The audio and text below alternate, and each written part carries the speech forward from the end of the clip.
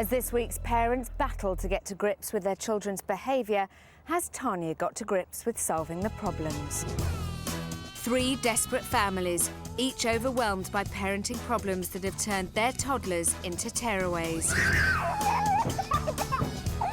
They're going to be living here for just 6 days in the hope that they can turn their lives around. The person they're looking to for the answers is clinical psychologist Dr. Tanya Byron. Working with 3 families in such an intense environment is unlike anything I've ever done professionally before, and it is a huge challenge. I'm working with the parents, I'm working with their children, and I'm building a community. It's a tough job to do in a very, very short space of time. Don't laugh. And for the families selected to be part of this programme, this is make or break. Mummy cuddle. In the Allams' bedroom, Mia has woken up in a tantrum, and Mum Jo is taking on the difficult task of getting her to settle back to sleep.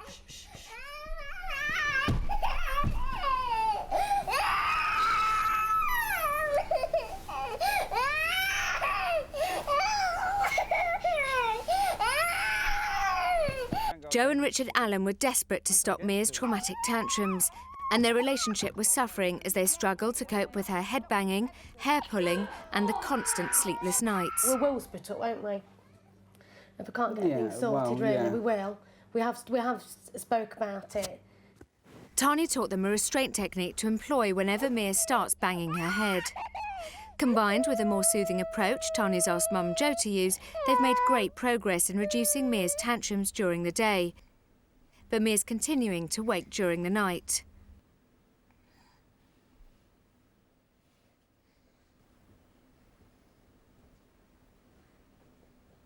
After nearly an hour of patient soothing from Mum Jo, Mia finally drops off.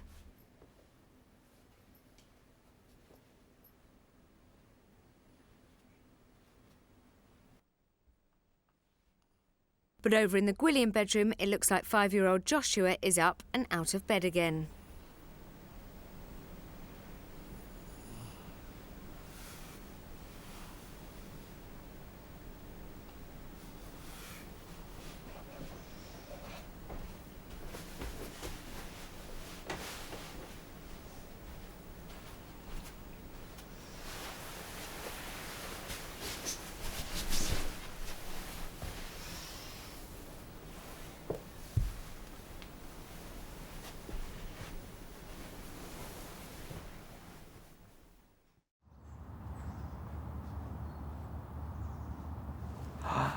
Fish.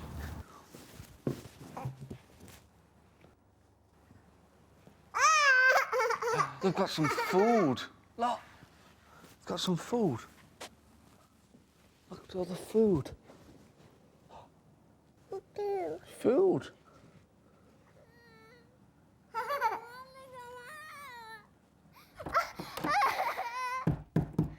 It's not a great start to the day for the Gwilliams. After daughter Sophie angrily refused to leave Mum to get ready in peace, Kelvin's timed her out.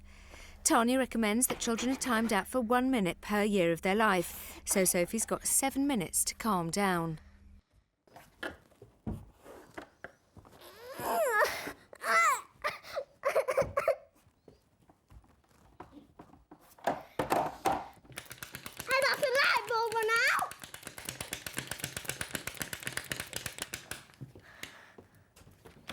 You're not coming out until you calm down. No!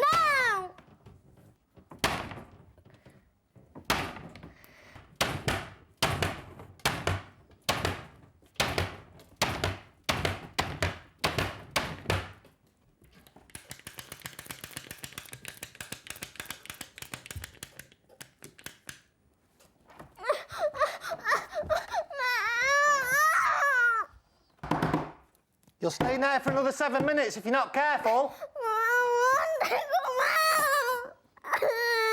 Get in bed! Back home in Derbyshire, the Gwilliams' 3 children refused to sleep in their own rooms, and their parents hadn't slept alone in 7 years. Using the rapid return technique of placing their children back in bed each time they got out, Kelvin and Isabel have managed to keep their children out of their bed. But last night they saw for themselves just how manipulative Sophie's bedtime behaviour was. But to beat myself up night after night thinking that she's really heartbroken. And what do you think now? She's laughing at me. The Gwilliams challenge now is to be assertive with Sophie and let her know that her bad behaviour is no longer acceptable. You want to sit on your bed for a couple of minutes longer? Go on, sit on your bed. No.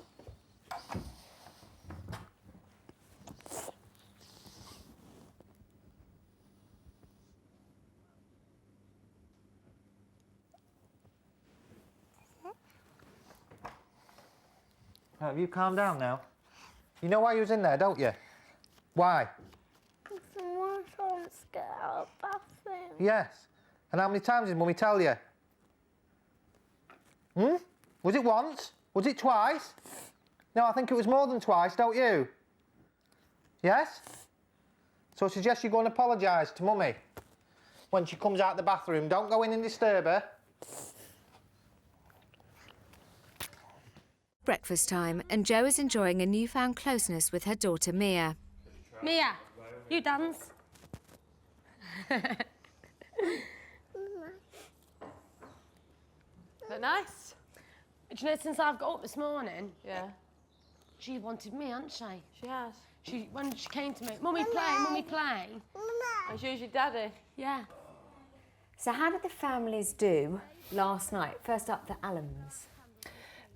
I think yesterday was a very important day for Jo and Richard, particularly Jo, actually. Last night, she was really calm, really kind, and she was with Mia, and she had her hand on Mia, and Mia put her hand on her mummy. And it took a little bit of time to settle, about 25 minutes, but she settled. And she had a relatively good night, apart from one quite intense period of waking in the night, where Mia got really angry, screaming and pulling at her hair, pulling at her face, and head-banging.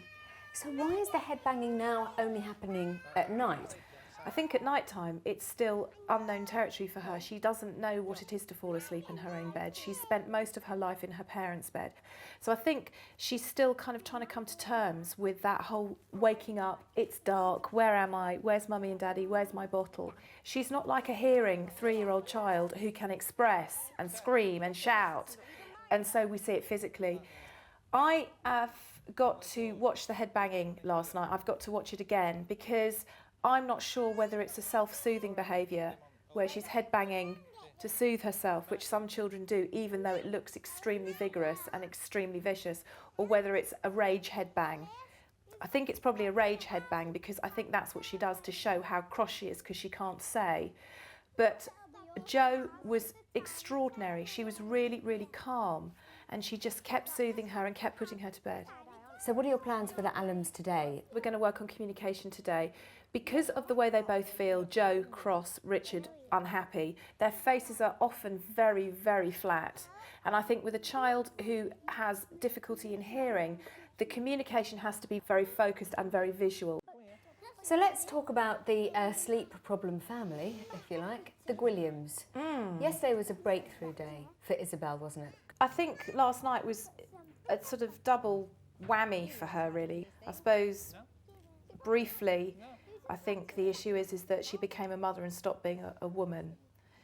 It's too terrifying for her to let them go because as soon as they start to separate from her, then she doesn't know who she is anymore.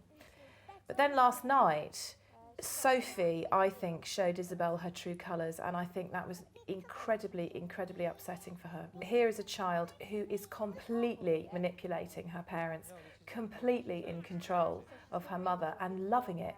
At one point, looking directly at a camera, smirking with her thumb up. I mean, it was just quite extraordinary. What are you going to do with them? Today, it's about reviewing the sleep, really thinking about Sophie, and there is going to be hefty consequences later on when I go into the house for what she did last night. Morning. Hello.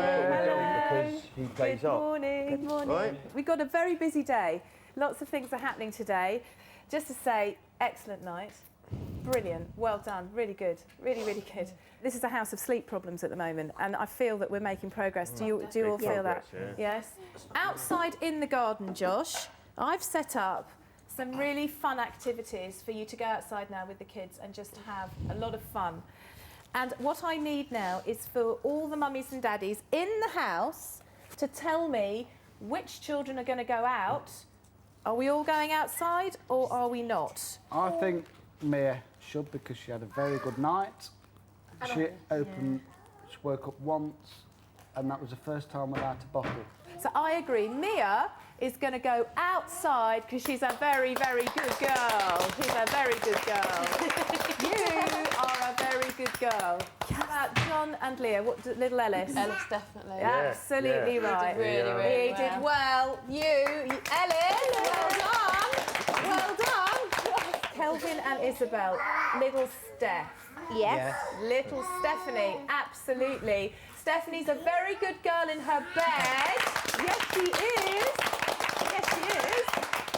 And what about Flight Commander William over here? Absolutely. Absolutely.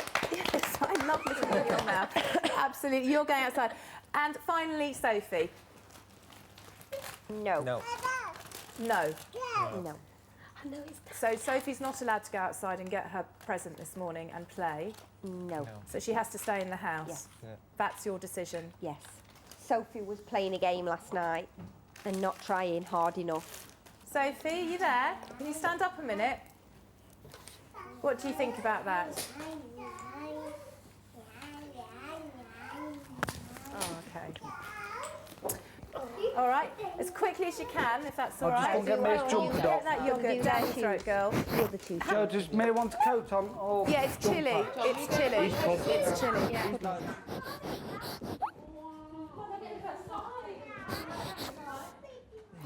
Okay, right, let's go outside and see what's outside then. Right, Joshua, Stephanie. Are you ready to go outside? Are you ready to go outside?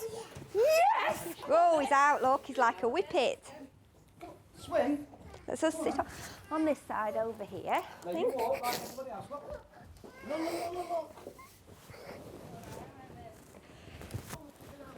Enjoy. See you in a minute.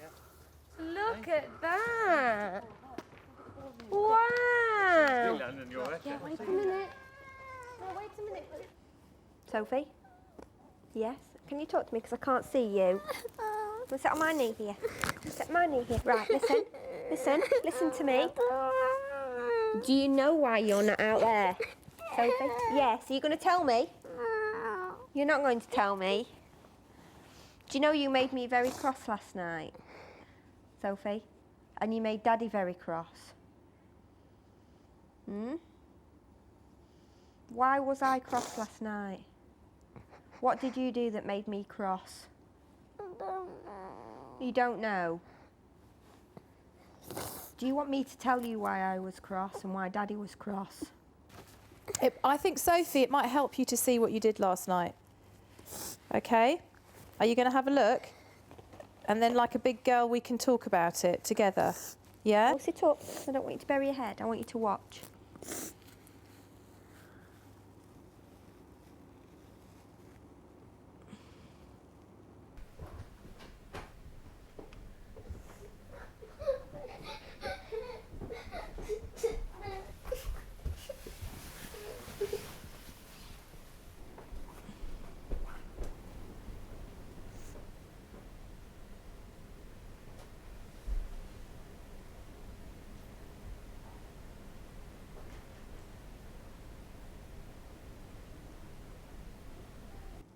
That made me angry. That made me very angry. You weren't upset there, were you? Are you playing a game with Mummy there? Yes. Are you laughing because you think you've beaten Mummy? Yes. Are you smiling now? What is going to happen if Sophie continues to behave like this at night?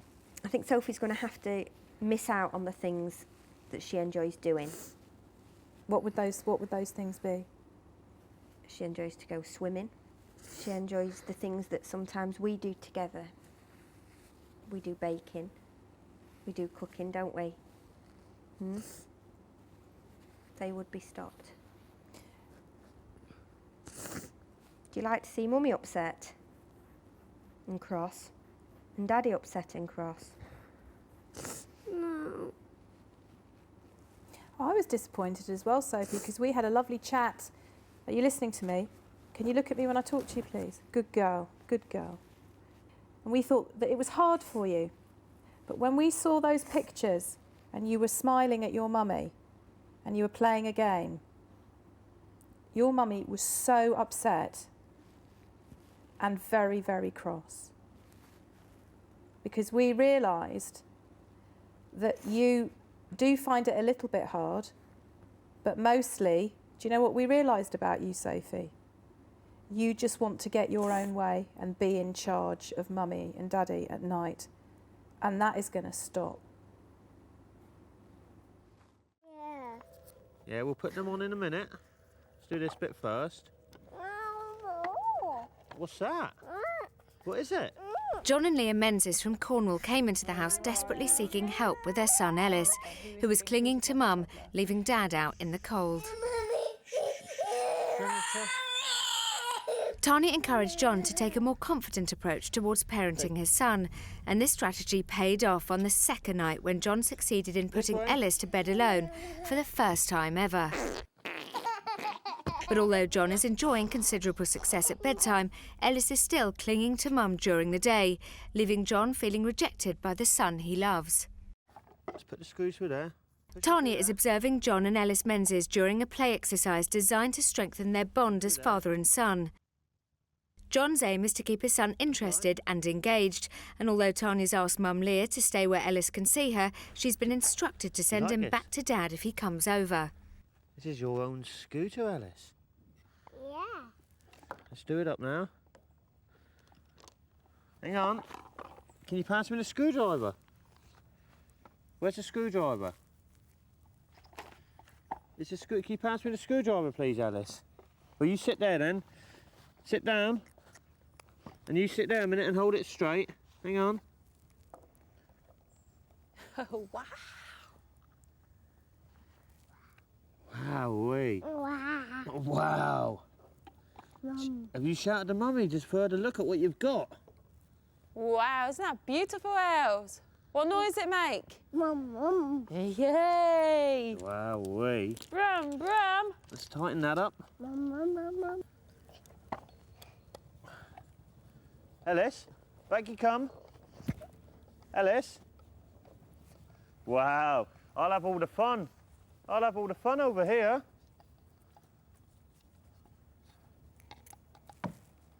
Go back to Daddy, please. Go back to Daddy. Ellis, Go and put some stickers on your bike. we haven't finished making it yet. Good boy, Ellis. Good boy. That's a good boy coming back, isn't it? Because we've got to paint it and decorate it, haven't we, yet? Yeah. Here you come, Ellis. Should we stick that on? Yeah. It's your very own number plate. Yeah. Come round the back, again. Hello. Hey, look at your trike. Should we trike it over to Mummy just for a quick minute? Just have a quick chat? Should we go over to Mummy Me on as your well, trike? otherwise. You Let's can come show over. Mummy. Mum. Is that your own trike? Can Hey. you show Mummy? How do you think that went, John? Easy. I thought it's something interesting for him. That's the thing that helps, isn't it? You know, he was... Helping you. Yeah, but he wanted to do it as well. I wasn't trying to force him to do something that he doesn't want to do. So how do you rate your relationship with your son? Mum, mum, mum. I think I try and push things. I try and make him play with me when he's playing on his own and when I should perhaps leave him to enjoy, you know, and if he wants me to play with him, he can come and get me, can't he? That's the way it should be, really, more. Well, except you set that up and you got him to do it, and I think it's fine that you do that. I think you did it really, really well. Yeah. It was great when he left you, you called him back. I think you've got to get down on his level. I think you've got to, you know, you've got to sort of be more of a kid with him. Yeah. But I tell you, I That's thought just getting used to it, because I Yeah. don't do that sort of thing No, very you're often, see? learning. Yeah. But I think you did really, really well. Hallelujah, it's Wednesday and he's smiling. Yeah, no, I enjoyed it. And Ellis is Does your like son this. love his dad? Yeah, Does he love his dad as much as he loves his mum? yeah. It's brilliant. Tanya catches up with Isabel and Kelvin Gwilliam to go through sleep charts that plot the progress they're making with their children's sleep problem. This is Stephanie, who is a little trooper, really. I mean, we have to remember these are children who did not know how to settle in their own beds. She's cracked it. Look, the grey is the settling and she's cracked it. So Stephanie has done extremely well, extremely well. Joshua Gwilliam. I was oblivious to all this. He fascinates me because he is just so able. He slept last night 12 hours and I'm noticing that he's much more subdued, he's much calmer, he's much less edgy, he's much less angsty. So that is really good. And he had these periods of waking and it was just so cute. He was like a little commando and he was crawling really quietly into your room. And then when you realised that he was there, you just took him straight back to bed with no fuss. You did it brilliantly. I suppose the big headline from last night is this little girl. She slept in total just over 9 hours, which isn't quite enough, and I think she looks quite tired today. Yes, she is. It was a nightmare last night, but actually she only got up 25 times, whereas the first night it was 40, the second night was 38, 25. So she's getting up less when she's trying to settle herself, which, which I think is progress as well. But I really felt for you last night because after you'd done it for about 20 minutes, you came in and you were absolutely furious. And then when you heard what she did, smiling and putting her thumb up at the camera, I don't know if you remember, you ran off and started sobbing. It was as if she'd told me a massive lie. You think you've got a bond with your daughter and you think that, you trust each other, and last night that just all disappeared for me. The bond and the trust? No, not the bond. The bond is obviously still strong, but that trust, the trust last night, that disappeared for me. But who set this whole situation up in the first place? Me. Right. So it's not that we're saying that Sophie is a bad, horrible, nasty, manipulative I've just misinterpreted everything. Because I genuinely thought she was upset. I genuinely thought that she was... And where did that come from inside you? The genuine upset? No, the interpretation that you made of it. I suppose the tears and the fact that I was probably upset. I assume she was as upset as I was. What's your take on it all, Cal? I mean... I think she's so attached to Isabel that she thinks that we're going to be there, not far away all the time. But this now links into our conversation yesterday, which is about the fact that having had children and keeping them close to you at all times, you've lost the ability to also have a life away from them and to be a woman called Isabel, who is a mother and a fantastic mother, and actually also is a wife and a partner and a best friend and a friend to her friends, and you've kind of lost that whole part of your identity. Yeah, and I think I've got to build it again. I don't think it's just I'm going to wake up one morning and suddenly be something different, but I think... That would freak everyone out. Yeah. Do you have any goals around that?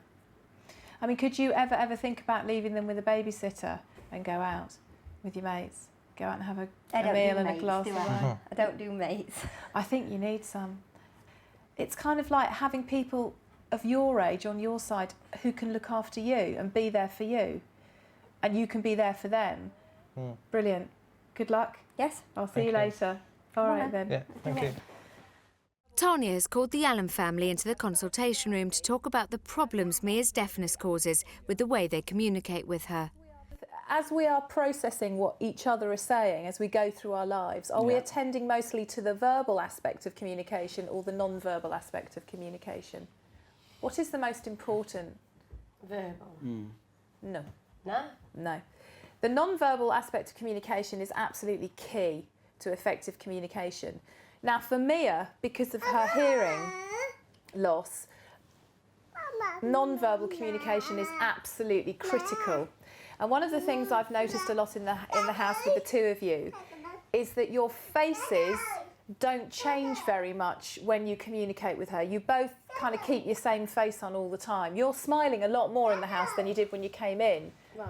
But I'm not seeing the aliveness that I need to see in order for her to get a really clear communication from you.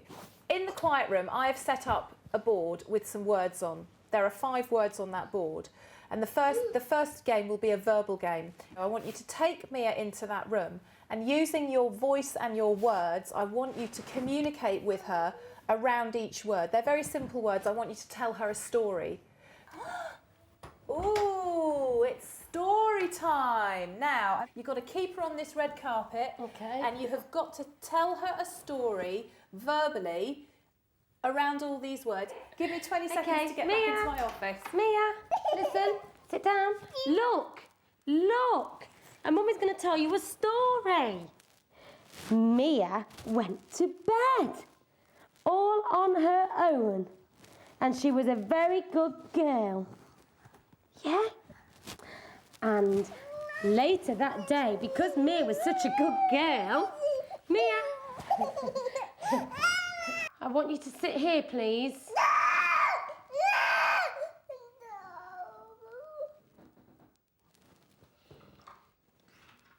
She's been defiant. I know. Right then. She went on her bicycle with Mummy. Mummy, it's all up in the high frequencies. And as we was on the bike, we went past a field. She's not attending. And we saw a moo cow. Moo cow. Moo cow. You see, she has to get behind it to look at the two of them, an understanding of the communication. Oh, look. Yeah, Mummy. I think that's the next one, isn't it? I don't know. Hello. That was fascinating to me. What did you get from that? Nothing. And what does that tell you? That when we're talking to her, she's not interested. Where's the mirror? Come and look in this mirror. Kneel down. Here. If we just have a conversation, this is what your face is often like. Your face is often like this. Right. Like that. Or, if she winds you up, your face is often like this, and your muscles get really tense. And then you use a face that is like, Mia, look! What's that? What's in there? What's in there? Can you see? Is something there? Shall we see? Woo! Good girl! It's all gone away. And she really wanted to see. Even though she didn't hear a word of you, because when you was whispering, but she was still intrigued. But what was she seeing? Nothing. Nothing. But she was seeing. Oh, well, apart from seeing your face. Yes. Yes. As Sorry. opposed to, what's in there, Mia? What's in there, Mia? What's over there, Mia? What's over there, Mia? Stand up, sit down. She's a child that needs a huge amount of visual stimulation, and you give her very little. She also needs to be wearing her hearing aids more, and we've got to go them in more and more and more, because you are verbal with her, but then you're not putting her hearing aids in, so that kind of makes a bit of a nonsense of everything. So, words are not enough. Tanya has arranged for the Gwilliams to go out for the day, but has deliberately kept the destination a secret to maximise the impact of the exercise she's planned for them. Ellis, you've got to stop in the house of the Tiny Tearaways. You've got to stop in the house of the Tiny Tearaways. Yeah.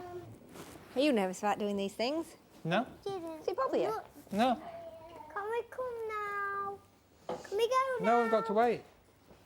Please. What we just said. Would you have any So the Gwilliams are just on their way out. Why are you sending them out today? Well, I'm going to send the Gwilliams somewhere to do an activity that I've actually used before with a family in the past. And the reason for that is that it is a perfect opportunity for creating massive anxiety, which sounds horrible.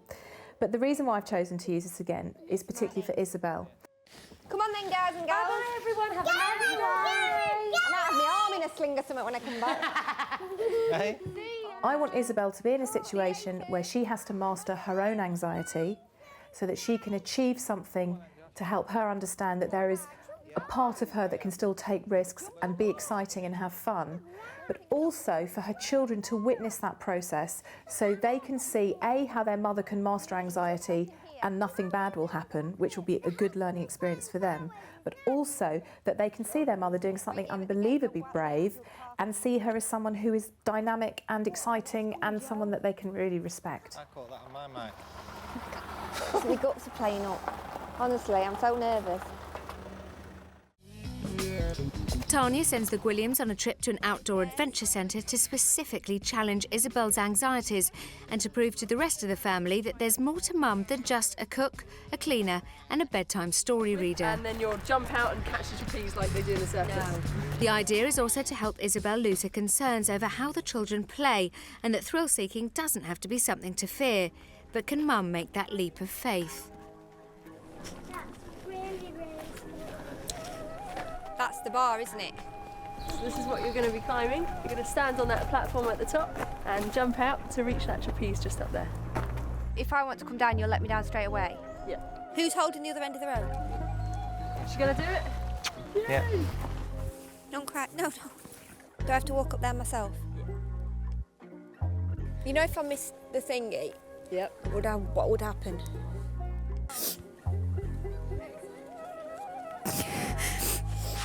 The pole's moving.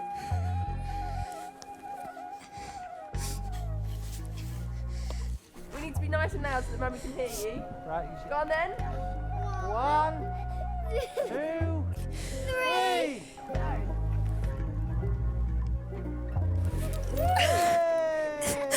Okay. Do you want to hang there for a minute? No! Should we let go of the pole then? No, I can't! Do you like that? It's fine. It's fine, I'm here now. Do you like that? No, but it was fine. That's it now, you're all right. It don't look that high from here, but when you're up there, it's not nice. I feel good that I've done that. Because I've never done that, ever, anywhere. I would have struggled climbing up the ladder, to be honest. I think Mum is a Wonder Woman. Yeah, I feel good that I've done it. I feel like I've achieved something, really. And there's still more to come.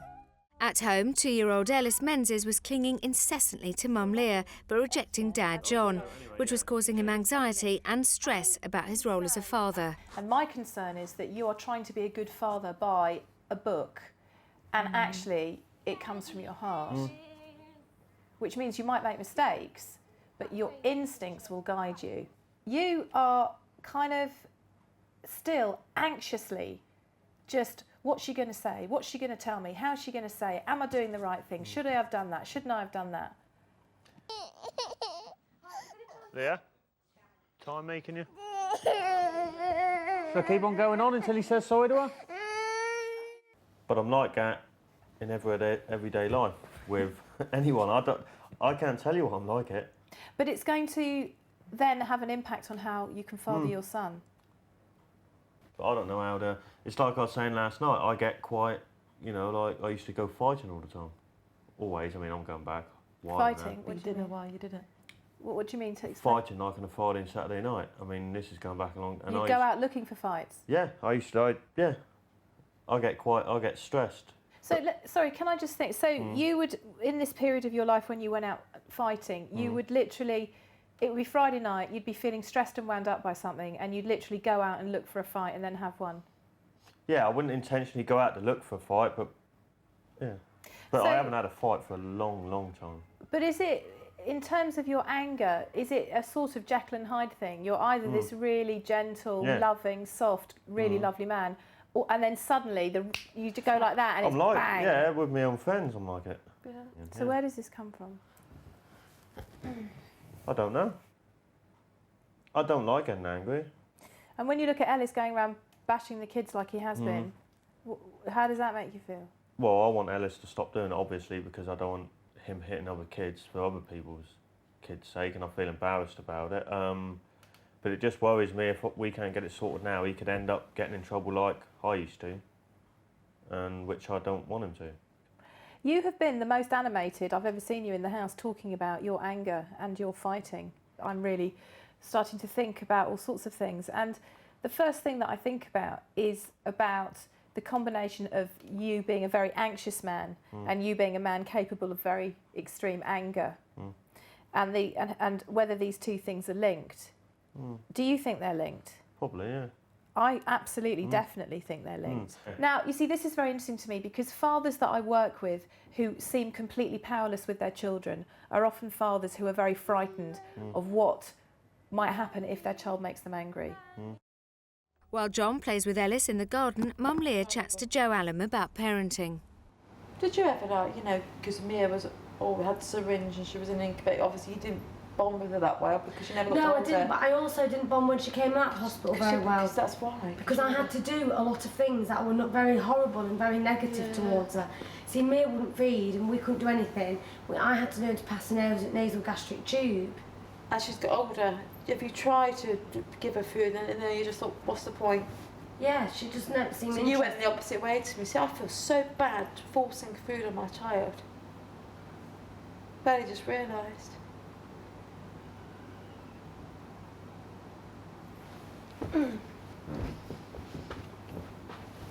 Come here. It's me who's the crier. It's horrible. It's a horrible thought. It's me who's the crier. Don't cry. Because I never meant to do it. We don't mean to do anything, but sometimes lack of support or too much support. I never asked for it, to be Too honest. much advice sometimes can, you know. But look at him now. You're not forcing food on him and he's eating it on his own. No, I know. That's what I mean. I could have done Insane. this ages ago. Eh? Yeah, I'm sorry. I shouldn't do that. It's all right. Don't do it. No, don't worry about it. I like it. Having conquered her hang-ups on the leap of faith, the next stage of the exercise is for Isabel to step back and help her children overcome their anxieties as they tackle the vertical rock face. What for, will they? Decided who's going to go first? Josh, you go first. Josh is going to go first. Wow. That has shocked me. I never ever thought he would be the first off that seat. Good lad, well done. That's good, that's good. You're going to push up. Good, Josh, well done. Excellent. Hey, they do that in the army, Joshua. Way! Well done. That was like what Mummy did, wasn't it? Oh, are you pleased with yourself for doing that? Yeah. Well done, tight so. Woo! Woo! Hooray! Can you get higher than Joshua? Go on. Good girl, well done. Well done. Excellent. Can't believe children reacted like that. It's actually done, you know, they can see it's done something and they're not as anxious as they have been. Come on then. Let's go. Having talked about the importance of non-verbal communication with their daughter Mia, the Allams are in the garden.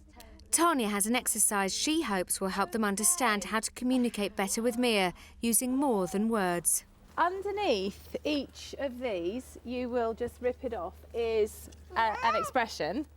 I want you to use everything except your words to show her the expression, and when she mimics you and when you know that she knows what you're doing, you can then sign it and say it, but with your faces and your bodies.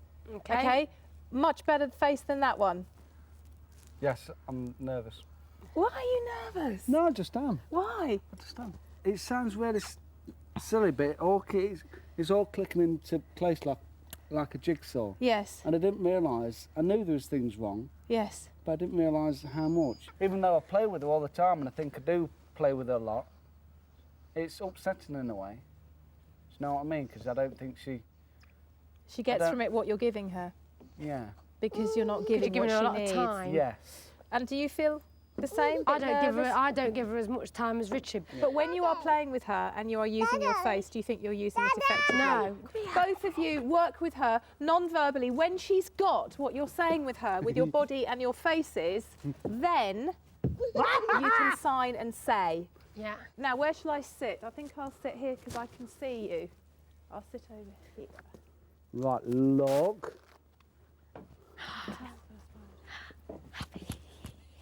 Oh, I've signed it.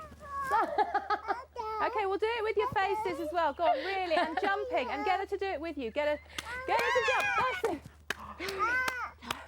Are you ready? I'm coming down here. Come on, you can do this.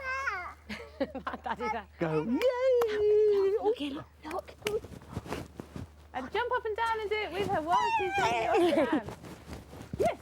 Yeah. Yay. Good. Happy. Can she clap? See if you can get her to clap. Happy. Clap. No, look. What is it? Look. What? If you want to get her attention away from this one, what you might do is go, what? What?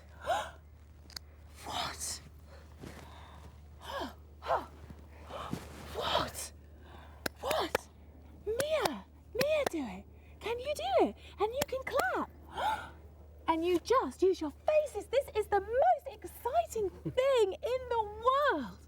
And then we'll move over because she thinks I'm mad. I can get her to pee it Right off. then, you get it. You ready? Oh. Look! Yes! Yes, she got it. Smile. Mia, smile. Mia. Yay, she smiled. Good girl. Yeah. Wait.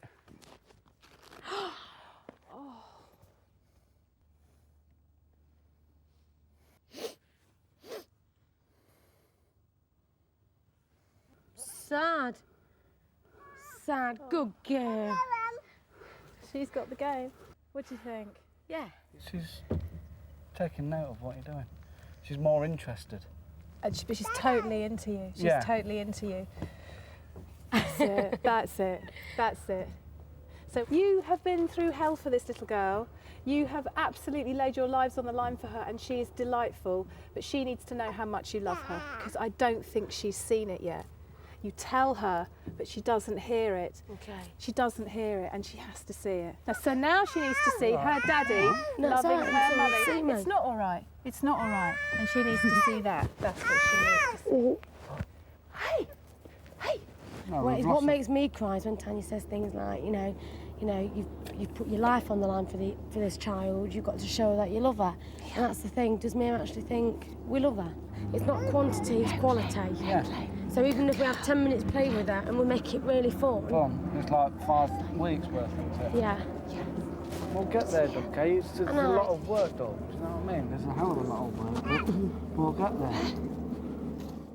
Hi. The Gwilliams return from their trip out and Tanya is waiting to greet them. I don't know what has happened today. Don't you? No, I honestly don't know what's happened today. So, somebody tell me something. Where did you go? What did you do? We went to a scout camp, and Mummy went on this big climb place, and she stood up on it at the top, and she had to jump from the high pole to the dangling thing and all, and she's got to grip onto it with her hand. And did Mummy do it? Did you do it? Oh, you top woman! You did it! And what did you think? She was very brave. She was very brave. What did you think of Mummy? Very good. Very good. Were you nervous? yeah, And why did you do it? because I just had to show them that it was okay to do something that you know, a challenge. It was okay to try something new and to be scared of something but still do it. And to be brave. Yeah. And if you're brave, you can really achieve things. Yes, you can. What happened afterwards then? Did they stop being They were hysterical? fine when I got down and went to a really high climbing wall. And this little one, who was never, ever liked anything any different or left my side, put his hand up and was the first to be harnessed up and climb up a climbing wall. You? Were you scared? You were scared and you still did it. What does that mean? What does that make you? Very, very... Happy. Very happy, but does it also make you very, very brave? So does that mean that sometimes, Joshua, when things make you feel scared, you should still try and do them? Because actually, if you do them, you'll feel happy at the end. Wow. So you role modelled that, and then he went ahead and did it? Yeah. Fantastic. I think you climbing that pole, sobbing, with your children hysterical underneath, is incredibly symbolic of what you're doing this week. Yeah. I think it's actually all part of what this week is about for you. Yeah. It's about knowing that when they are doing that, they are fine, but you need to help them learn to manage their anxiety by showing them how to be brave. Yeah. And actually, you don't run to them and reassure them and take their anxiety away. You walk away from them and you say, look, this is how it can be done. Yeah. You can sleep in your bed. Yeah. You can go to a new school. And you can stand on a wobbly pole and throw yourself into the air and grab a trapeze. I'm so, so impressed. I think you're amazing.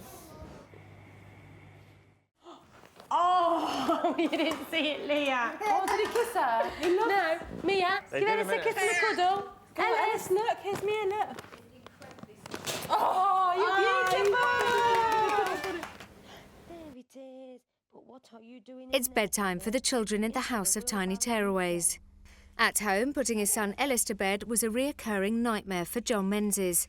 Ellis would never let his dad settle him, crying out for mum every night.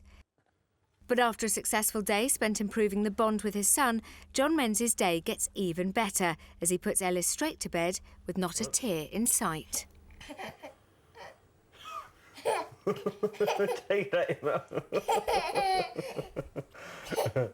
Right, you can put it back in your mouth now. Go on then.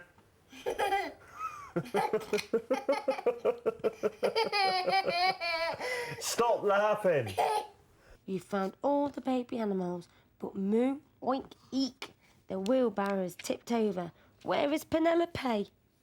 Hooray! You found her too. Good girl. That's it. Sit up. Sit up. You can't go laughing with milk in your mouth. No. Have you swallowed it? Yeah. Lean back. I did. Stop laughing then. Yeah. It's been a hard day for 7-year-old Sophie. She learnt a tough lesson when she was punished for misbehaving at bedtime last night.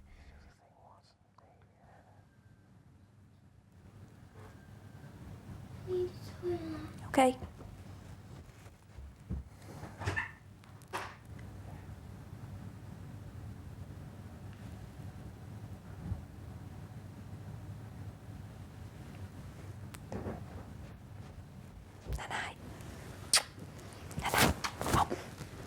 Go on, off you go.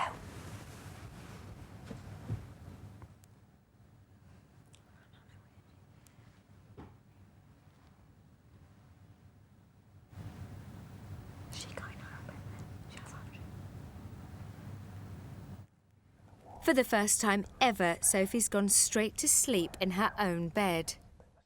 Earlier today, Joe and Richard learnt the importance of using facial expression and non-verbal communication to overcome daughter Mia's severe hearing difficulties. Tanya is keen for all the parents to have a better understanding of Mia's deafness. Now, I'm showing you this for two reasons. One, because it was such an important moment, I think, in the way that we shared the Sophie issues with you yesterday. I think it's nice for you as a house to see this. It's a really important moment. It's been a big breakthrough day for Richard. It has. But also, I really would like you to talk to Joe and Richard about what they've got from today, because as parents, one of the things you also lack, I think sometimes, is the ability to communicate non-verbally well with your kids. And actually, because particularly with the little ones, non-verbal communication is where it's at. So first of all, I'm going to show you Mia as we would hear it. And the moo cow was very, very hungry and he was eating all the grass. And we went for a really long bike ride and then we went home and we saw your sister. Right, let's just stop that there. Now, did you notice that she wasn't responding to the words at all, and that she kept trying to take herself round in front of you so she could see your faces? So let me show you what she can hear now. This is what she's hearing. Right then, it's a story. Are you ready? Right, Mummy. Right, I was saying one day Mia slept in her bed all on her own, and as a treat, the next day she went on her bike. She went on her bicycle with Mummy, and we went for a nice long ride on the bike. And as we was on the bike, we went past a field, and we saw a moo cow. On the bike, we saw a moo cow. And the moo cow was very, very hungry, and he was eating all the grass.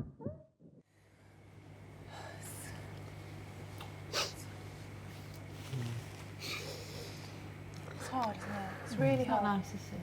No. And she is an extraordinary little girl. Do you want some time out somewhere else? Yeah, please. Thank you for watching that. And please, when you're playing with Mia, can you remember that as well? Yeah. Look at me.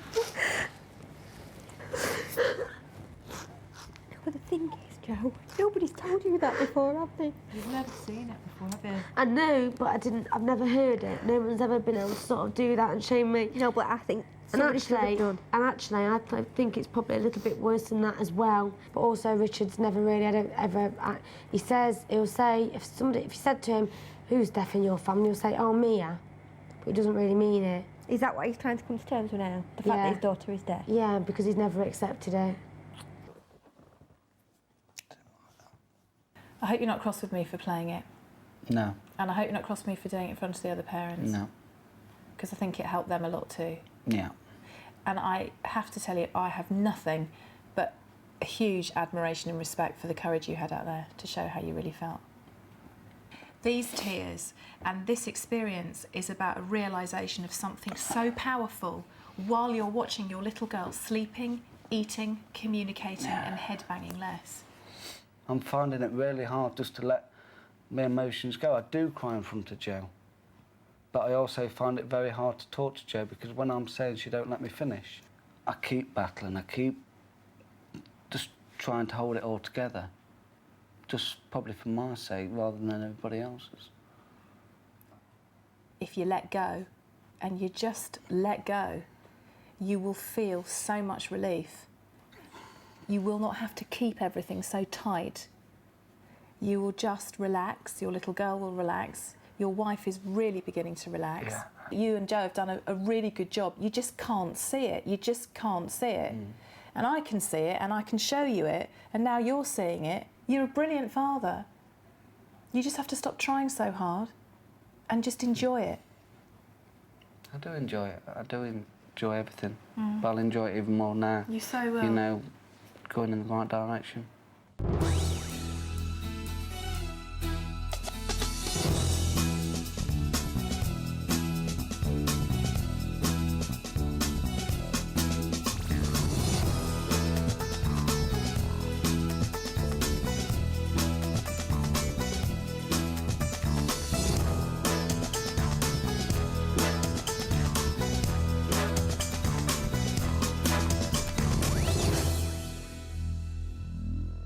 It's been an eventful week in the house of Tiny Tearaways so far, but with just 36 hours to go, can Tanya finally crack the family's problems once and for all?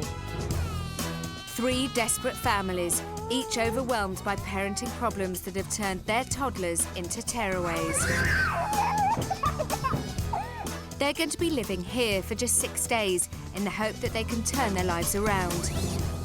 The person they're looking to for the answers is clinical psychologist Dr. Tanya Byron. Working with 3 families in such an intense environment is unlike anything I've ever done professionally before, and it is a huge challenge.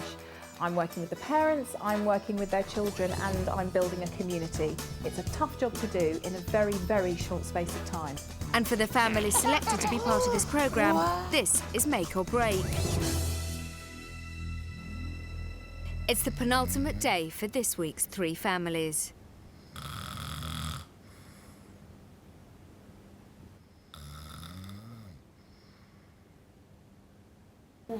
Seven-year-old Sophie Gwilliam is the first in her family to wake. Looked at the man's hairy face and recognised. She's been up since 5:27 a.m. and has been reading to herself for the past 39 minutes. Lord Basin now. Before arriving at the house, all 3 Gwilliam children refused to go to bed on their own, demanding instead to sleep with their parents on the floor in the lounge. But in the last 4 days, parents Isabel and Kelvin have made incredible progress, managing to get their children to finally sleep in their own beds. Last night, 5-year-old Joshua slept through the whole night for the very first time. This morning, Sophie is also playing her part to ensure her mum and dad get the best night's sleep they've had in years. Come on, lie in Sophie's bed.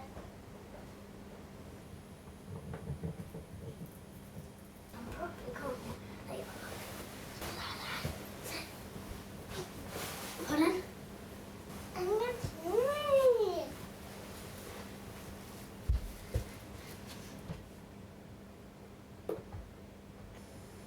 You got a nice little bed.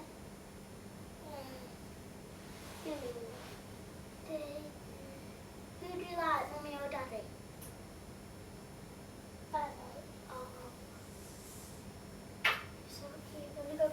put you back to bed. With Daddy. No, not with Daddy. You've got to go back in your own bed. Just go back to bed. Go back to bed.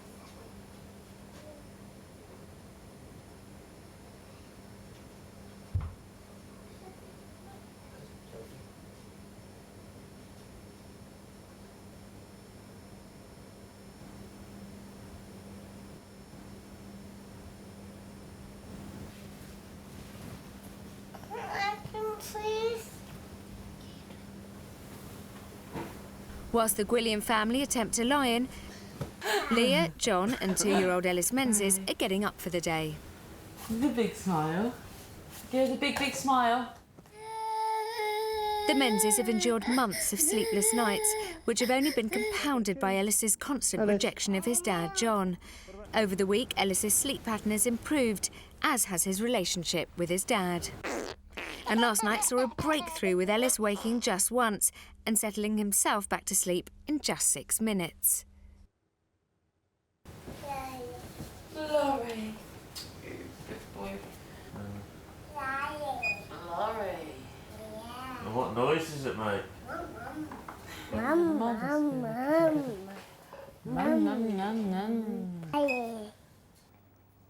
That looks better already. Yeah, let's have a look. Let's see if Mummy's cracked it.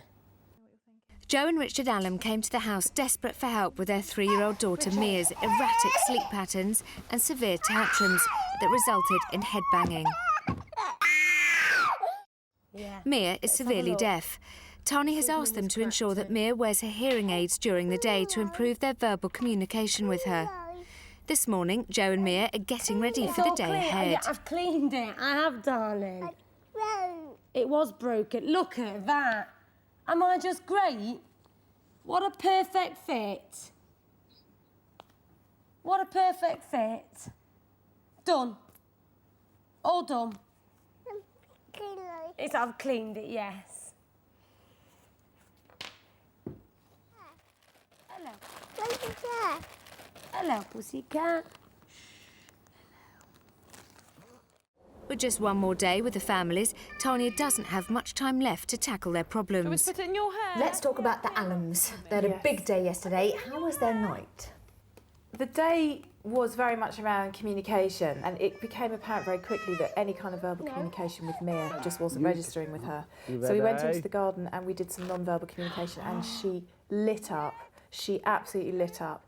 And then, I suppose most poignantly, later on in the day, I played them back that experience, the verbal communication experience, but we showed it, first of all, how we all hear it, and then we took out the high frequencies and showed what Mia hears, and it was a very different experience. So let me show you what she can hear now. This is what she's hearing. We saw a moo cow. She went on her bicycle with Mummy, and we went for a nice long ride on the bike.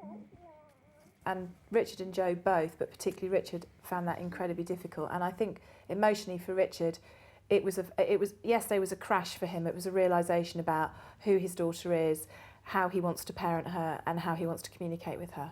What work do you think needs to be done with the Allens today? Today they're going out to a soft play area, which is, I think, they're quite hellish for parents actually, because they're full of children who get very, very agitated and very hyper. And I think the challenge for them is, because it'll be noisy, they have to communicate with their daughter visually, non-verbally, rather than verbally. So lots of play, lots of big gestures, lots of great faces, and then they have to coax her out, get her out, or manage her tantrum, but very much using their non-verbal communication. Dads Kelvin Gwilliam and John Menzies are looking after Mia Allen. Did you have a good night's sleep? Big day. Big girl. Big day. Big day. You're a big girl. Big day. Baby. Big day. Beaker.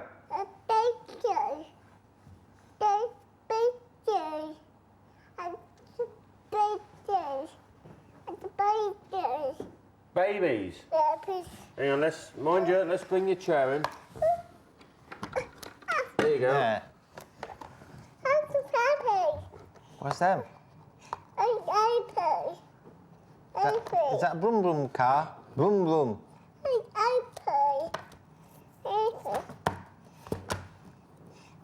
It's the other book.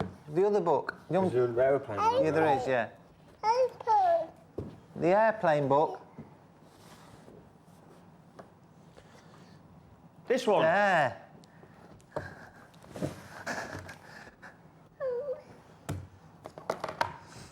Where's the airplane?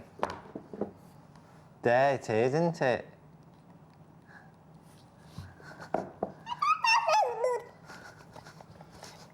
Hang on. Hey. On the boat. Oh. There.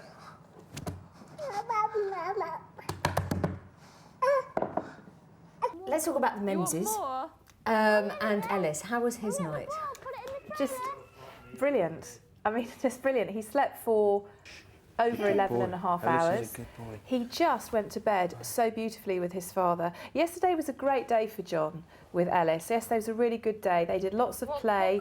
I kept wafting Leah in and out, in and out, in and out. And Ellis was like, yeah, OK, hi, Mum. Anyway, Daddy. And it was just lovely. But last night, 13 minutes to settle, which is brilliant.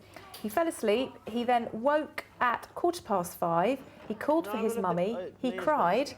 And they ignored it, and 6 minutes later he just fell back to sleep.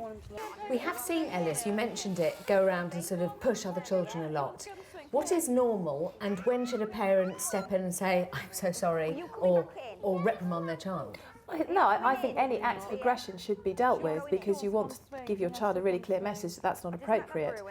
I think that Ellis is being a very normal toddler, and I think because they've been babyfying him for so long, this week he's now in his bed going to sleep. He's now being very clearly told, don't do this, and if you do, this is what's going to happen. He's now sitting at a table like a big boy, eating proper big boy food. This child has gone through a developmental leap in 4 days, so he's going to be pushing a few kids. He's a toddler, you know, it can be managed.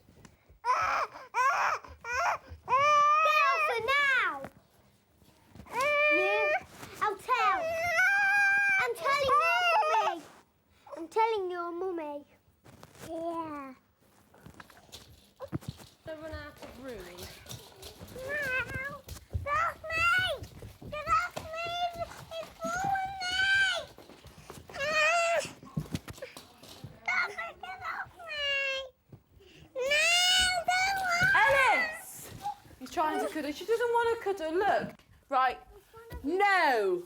Mum Leah follows Tanya's advice to time out bad behaviour by putting Ellis on the beanbag for 2 minutes. No.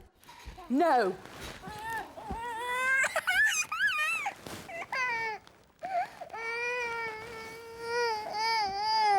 Mummy. Mummy. No hitting. You going to come and say sorry?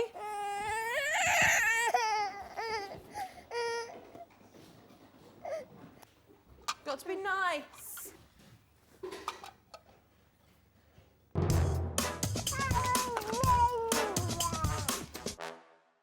All week, Tanya has used a treasure chest full of treats as an incentive for the children to go to bed without fuss and to sleep through the night. Each morning, the parents decide which children deserve a treat from the chest. For behaving well last night, Ellis, Mia, Stephanie and Josh have all picked a gift. Now, you have to come over here, Sophie. You were amazing, OK? Shall I tell you what you did last night? Because I watched it.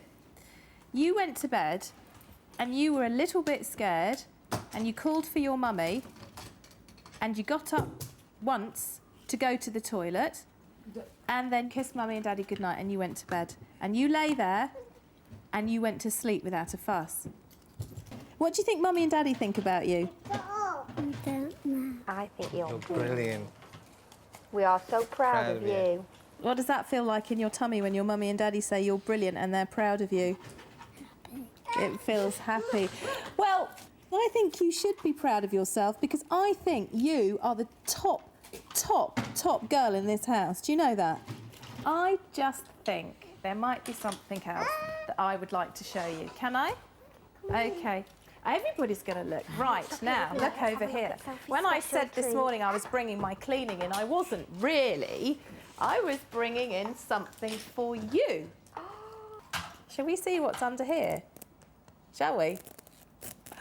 What's under here? Wow.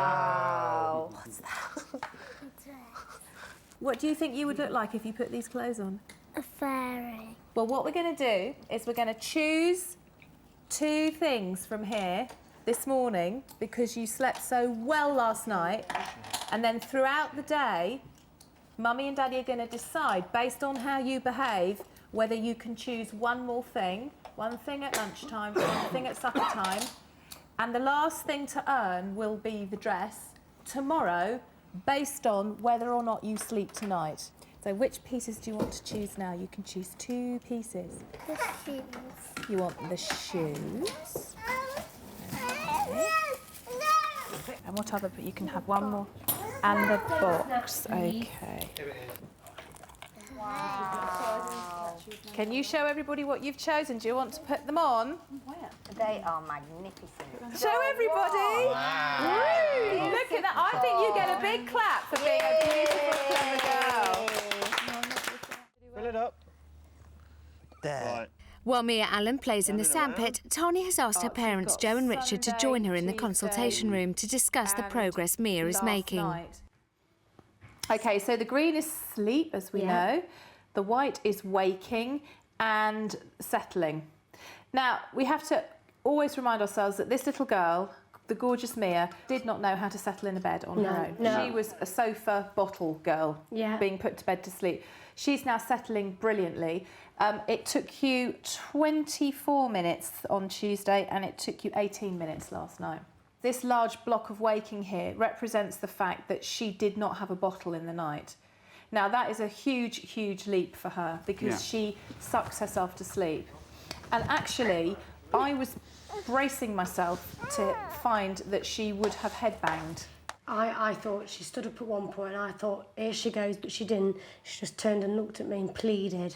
Shh, shh, shh, shh, shh, shh. You did so well. What is making a massive difference to your parenting, Joe, is that you are calmer with her and you are not interpreting her behaviour as a personal attack on you, and you are not getting so angry with her. And because you're calm, she calms quickly. She asked for mummy. I know. Who's mummy? Me. And she asked for you. I know she did, bless her. She wanted her mummy next to her. Not because she was being a horrible, nasty child, but because she loves her mummy. Yes, I know. And her mummy is her comfort. And she wanted her comfort next to her so she could settle herself back down. Yeah, I know. How cool is that? It is very cool. Yeah. Now, let's just talk about the headbanging because I picked up on a comment that you made yesterday and you were starting in your mind to link the headbanging with her being severely deaf. Yeah. Do you see that they are absolutely linked? Is that what's going on in your head? She gets frustrated. She doesn't headbang because she's deaf. No. But I do agree with you that the headbanging is in a way connected to a frustration to do with communication. Yeah. But I think it's also connected to a very angry atmosphere in the house, an immediate flare-up of anger that she gets, and a frustration that comes from that as well.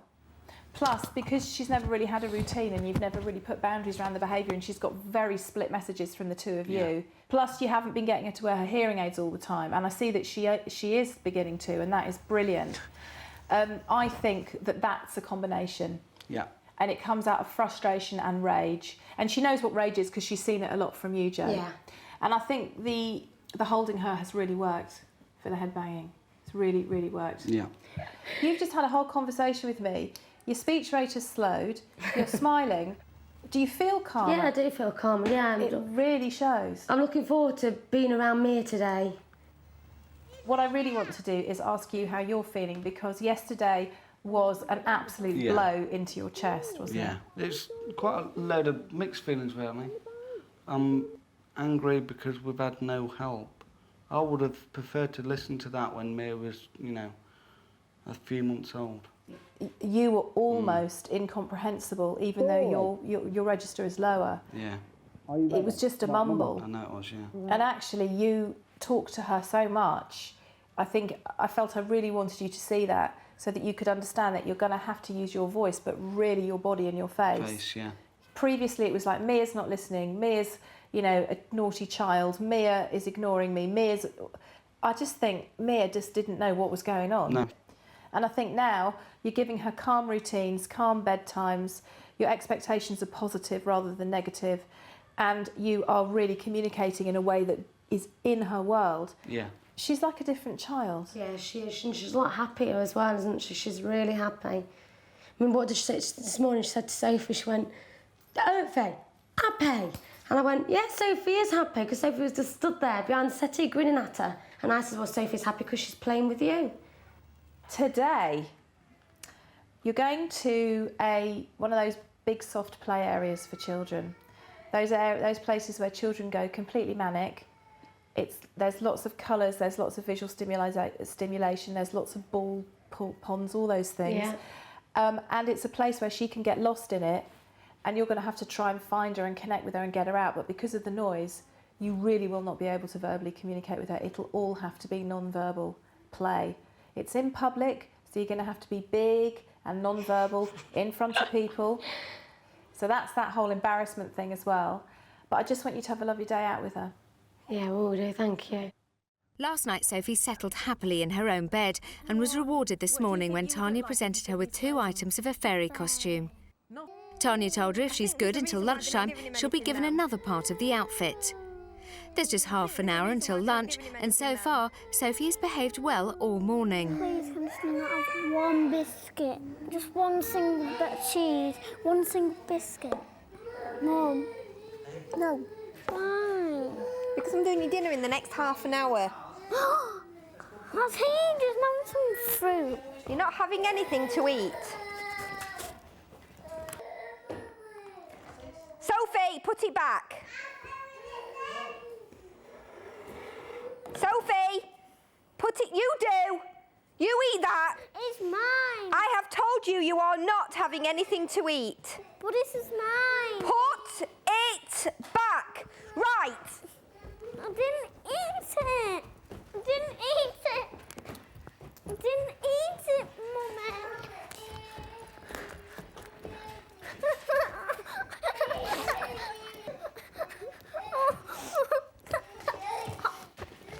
3 times I asked you, and you deliberately had to put that to your mouth. I didn't eat it. I didn't eat it. Once, twice, I shouldn't expect to have to keep telling you like that.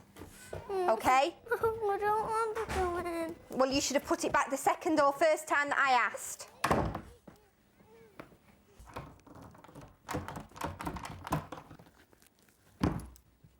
So fine, just have time out reading my book. It's more funner than sitting in a room.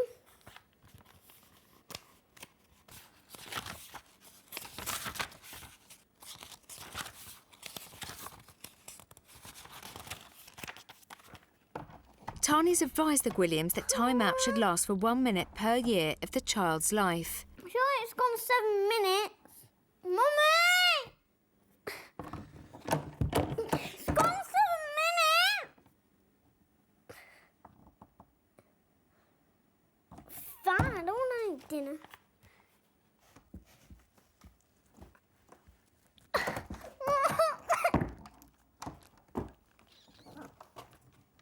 Have you calmed yourself down? Come on then. Yeah, you know why you're in there, don't you? Why were you in there?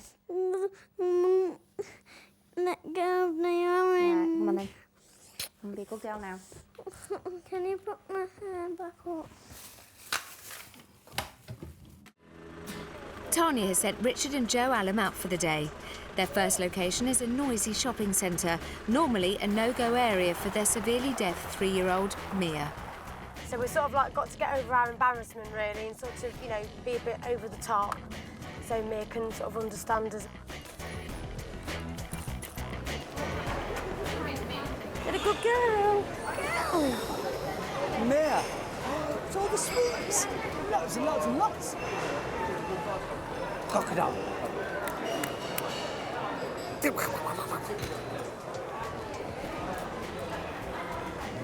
we are. Same. Should we look at some shoes? No, have a look. And when we get outside, we'll go and grab his head. Yeah. No. No. Mia. Mia. Stop.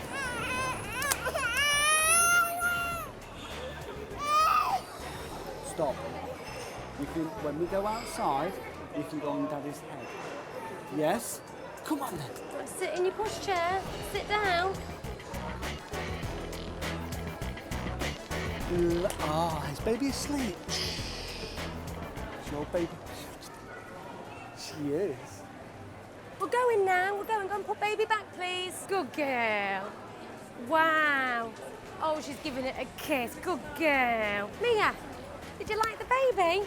I think she's doing really good. I think the fact that we're not looking stressed or acting stressed is making her a little bit calmer. What? You feed the ducks. And we go. Everything that we asked her, she did, didn't she? She's done it. She's done it well, yeah. The first part of the exercise went well, but the next stop is a play area. An hour ago, Sophie had to be put in time-out for disobeying her mother. Earlier today, Sophie was told that she'd only receive extra items of her fairy costume if she was good. Although we've had a little bit of a problem this morning, didn't we? Yeah?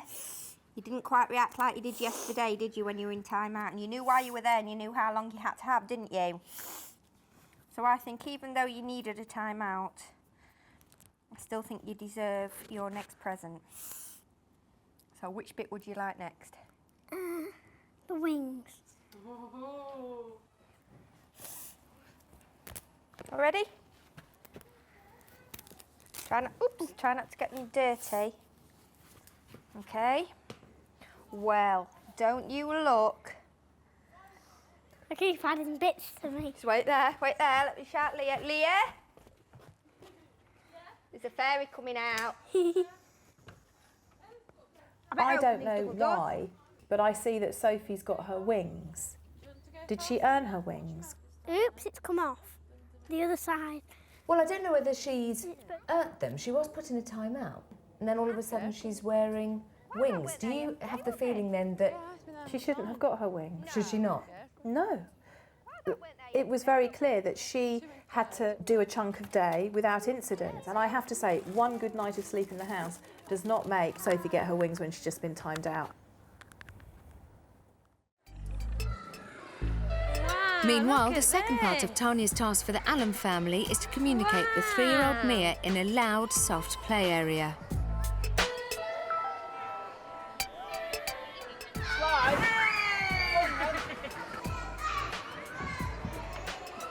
Wait. Wait. Go! Come on! Are you all right?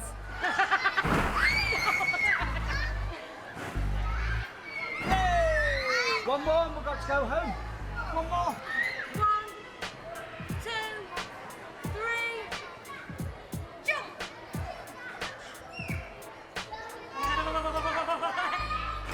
And when I did 1, 2, 3, jump, she waited. But then also, when I said jump, and you sort of do the action with your, with your body, she sort of followed it as well. So, yeah, I think the verbal and non-verbal communications work well.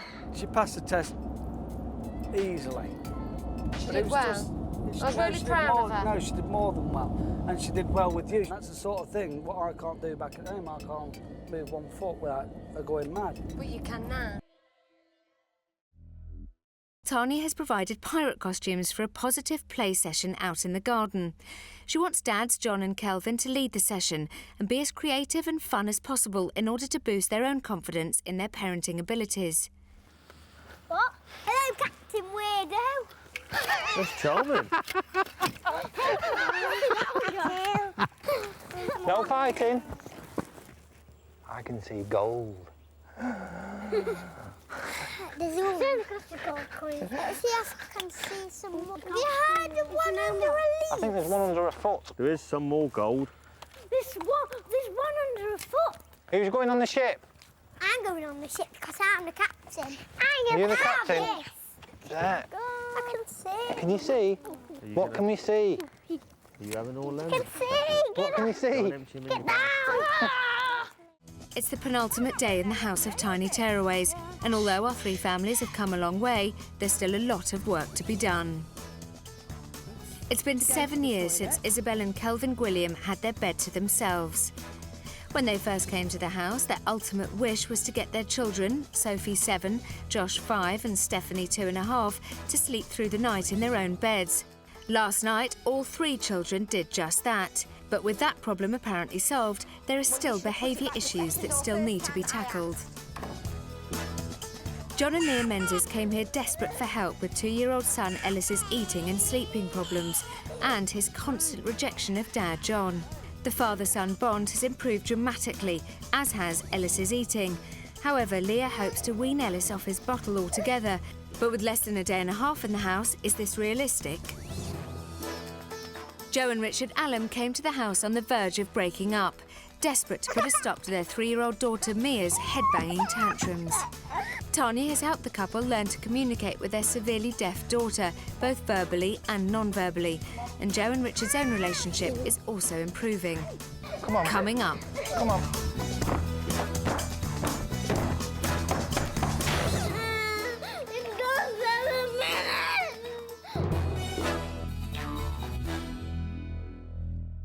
Yesterday, in a consultation, John Menzies mentioned he's had difficulties in the past controlling his anger. Tanya has invited him to the gazebo to explore this further. I'll be honest with you, my concern is when you start to look at your son and interpret his behaviour as being something that it isn't, that's when, as a parent, it all starts to fall apart. And I think that's what's been happening with you. The only experience I know is when I go to nursery or preschool, nursery I think it is, and I see that Ellis hits more than others, and I think, and that's all I've seen, or up the park, I don't see all the other kids go and hit Ellis. You do get kids hit him, but I mean he seems to be doing it more than, you know, all the others. So. And why do you think that is? I don't really know, to be honest. I don't know if it's, I mean, I was just hoping he's not going to be like me, or he's not. What is it, so what is it to be like you then? I used to get angry easy. But even on the football pitch, see? I mean, I was fairly violent, as in tackles and hitting, and but I don't know why. I wouldn't have a clue. What's the worst kind of fight that you were involved in? What's the worst kind of injury to you or somebody else that ever occurred? I haven't had any. I mean, I've had my teeth knocked out, but that was my own fault. I've had just a split in my eyebrow there. I've cut, you know, I've got cuts here and on my knuckles and that from fighting. Yeah, they're quite scarred, aren't they? Here, yeah. I just think it's about one area of emotion has never developed past being a toddler, and that's anger. Perhaps, yeah, I don't wish to offend you, but I'll be really blunt with you. When I talk to you about anger, it's a bit like talking to a kid, because what you're pretty much saying to me is like, you're quite calm, a bit like talking to a little boy, sort of, yeah, mummy, I did hit him, yeah. I don't know why, I just did. I don't know why. There's a lack of kind of connection between your thinking brain and your emotions and your physical expression of that emotion. One of the things about having a kid, one of the kind of big developmental tasks, is when they feel rage, they can't say, oh, do you know what, I was really enjoying playing with that toy. Do you mind if I just finish for 5 minutes and then you can have it? Or they can't say, oh, it's really upset me. Do you think you can give it back to me? Because actually it was mine first. Or something along those lines. What they do is they're like, bang. And I suppose one of the kind of tasks of being a parent is to take a pre-verbal child and help them develop through childhood so they can learn to verbalise their feelings. Yeah. And I don't think with anger you've ever done that. I think what happens is when you're angry, you will either tell someone to F off or you'll just grab them by the throat and pin them to the ground. Now, I know you haven't done it for a while, And I think you haven't done it for a while because you've had Leah and Ellis and it's all been nice and cosy and warm, and he's been a cute little baby with his bottle and his curls and his cheeks, and he is just gorgeous. But he's not a little baby anymore. He's becoming a willful toddler who is going to turn around to you and say no. And he's going to get older and he's going to turn around to you and he's going to say no. And then he's going to say, F off, Daddy, or go away, Daddy. And then he's going to be a teenager and he's going to square up to you and he's probably going to be as tall as you. How are you going to help him learn what it is to be a man who is angry if actually, even sitting here now, we cannot connect with an understanding of why you punch people or drag people or grab people when you're angry? I don't know. You see, that's a kid. I don't know. Well, you were bullied, weren't you? Early on at college, yeah. Do you remember what fear felt like? Did you ever did he wake up in the night? Did you wake up in the morning thinking about it? I always had nightmares in it. And you'd wake up in the night from the nightmare? Yeah. And what would you be doing? I'd scream in some of my nightmares. My mother would come out and, you know, I'd sleepwalk as well. For me, it's almost like there's this huge man who, inside of whom still lives this kind of younger boy who is afraid of going to sleep at night in case he's woken up by nightmares, who gets bullied and kicked and punched, and who hasn't ever been able to get past that experience enough to be able to understand that not everything in life is a personal attack. And you see, for me, it's interesting because you took it personally that Ellis was rejecting you. Yeah, I did. He wasn't rejecting you. No. You just weren't kind of getting into his and space. I got jealous when he chooses to go and play with Richard and that. Do you? Jealous as in think, why does he want to go and play with Richard? I'm here. I'm his dad. Kind of let this kind of boy that lives inside you grow up and be a man who is capable in his head when he feels himself getting angry, when someone says something or his son sits on someone else's lap, to be able to say, what are you getting angry for, John? It's not about you. Yeah, yeah. Because I worry that if you don't do that, he will go through stages in his development as a child where you will constantly feel threatened in different ways. Yeah. Let's talk about the menses then. You've just chatted to John. How did that go? The chat with John was good. I think we established some connections in terms of his anger. He was bullied as a child and then he decided he would let other people know what it felt like. So I think we've made some connections and I feel that it really worked in his head. I took a bit of a risk and I told him I thought he was a toddler, which actually kind of shook him for a bit, but I think he also saw that. Hey? You've got your roast there. Do you want me to make it? You're going to make it? I suppose what I'm thinking is that Ellis is doing really well. He's eating, he's sleeping, and he's pushing other kids around, as he should, he's 2, and they're managing it. But they, I think, are very aware of this environment and are absolutely unwilling to really make an emotional connection with what's going on. But my worry is when they go back to their environment and I'm not there, if they haven't had a massive connection with what they're doing, then go back to their should we do this, shouldn't we, arguing, bickering, Leah saying let me do it, John feeling pushed out, and they'll be back at square one. To encourage her to behave well, this morning Tanya gave Sophie Gwilliam the incentive of a fairy costume. The outfit consists of several items and she'll earn these items for good behaviour. This morning she earned her fairy's shoes and handbag for sleeping through the night. Despite being timed out before lunch for being naughty, her parents also awarded her the fairy wings. She's now fighting with her brother Josh. No, I'm trying. That's mine. Look, the camera's watching your camera. I took them out all over the floor. As a result, the fairy loses her wings. Right! No! No! No!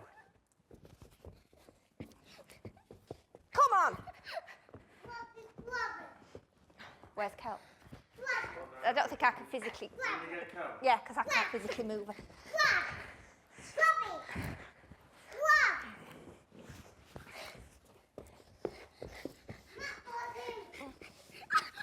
With Isabel struggling, Kelvin, who has been running a pirate play session all afternoon, takes matters into his own hands.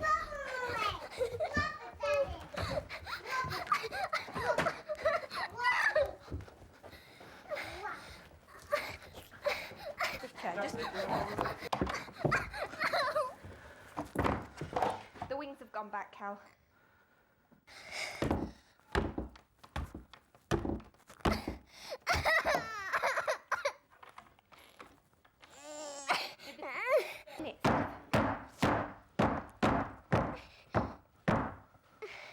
Put it out and sweaty.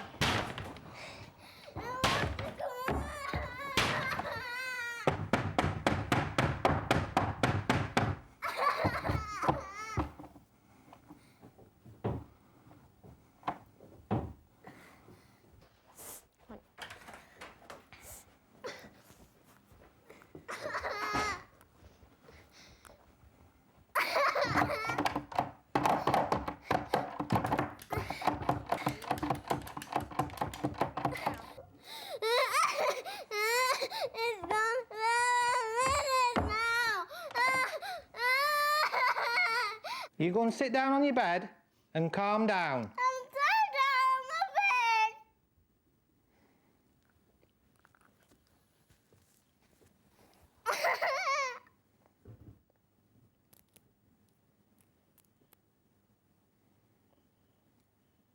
What's the problem now? I'm so down on my bed.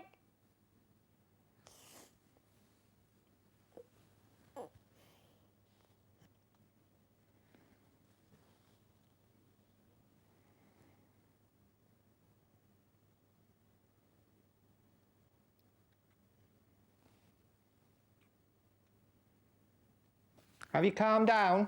Yeah. Do you know why you're in there? Yeah. Why? Because we wasn't sharing the gold. Very good.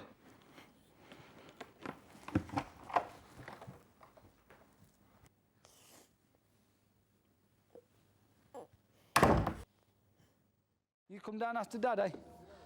The Allams have returned from their trip and Dad Richard is still practicing his newly learned non-verbal communication skills while playing with daughter Mia.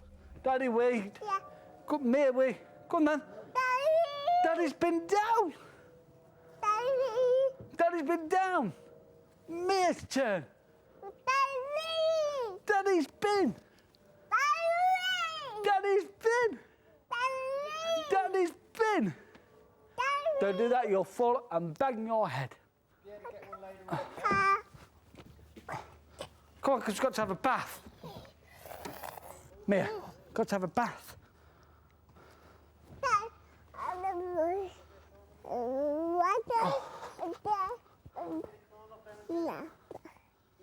Yay! Come on then. Come on then. Whee!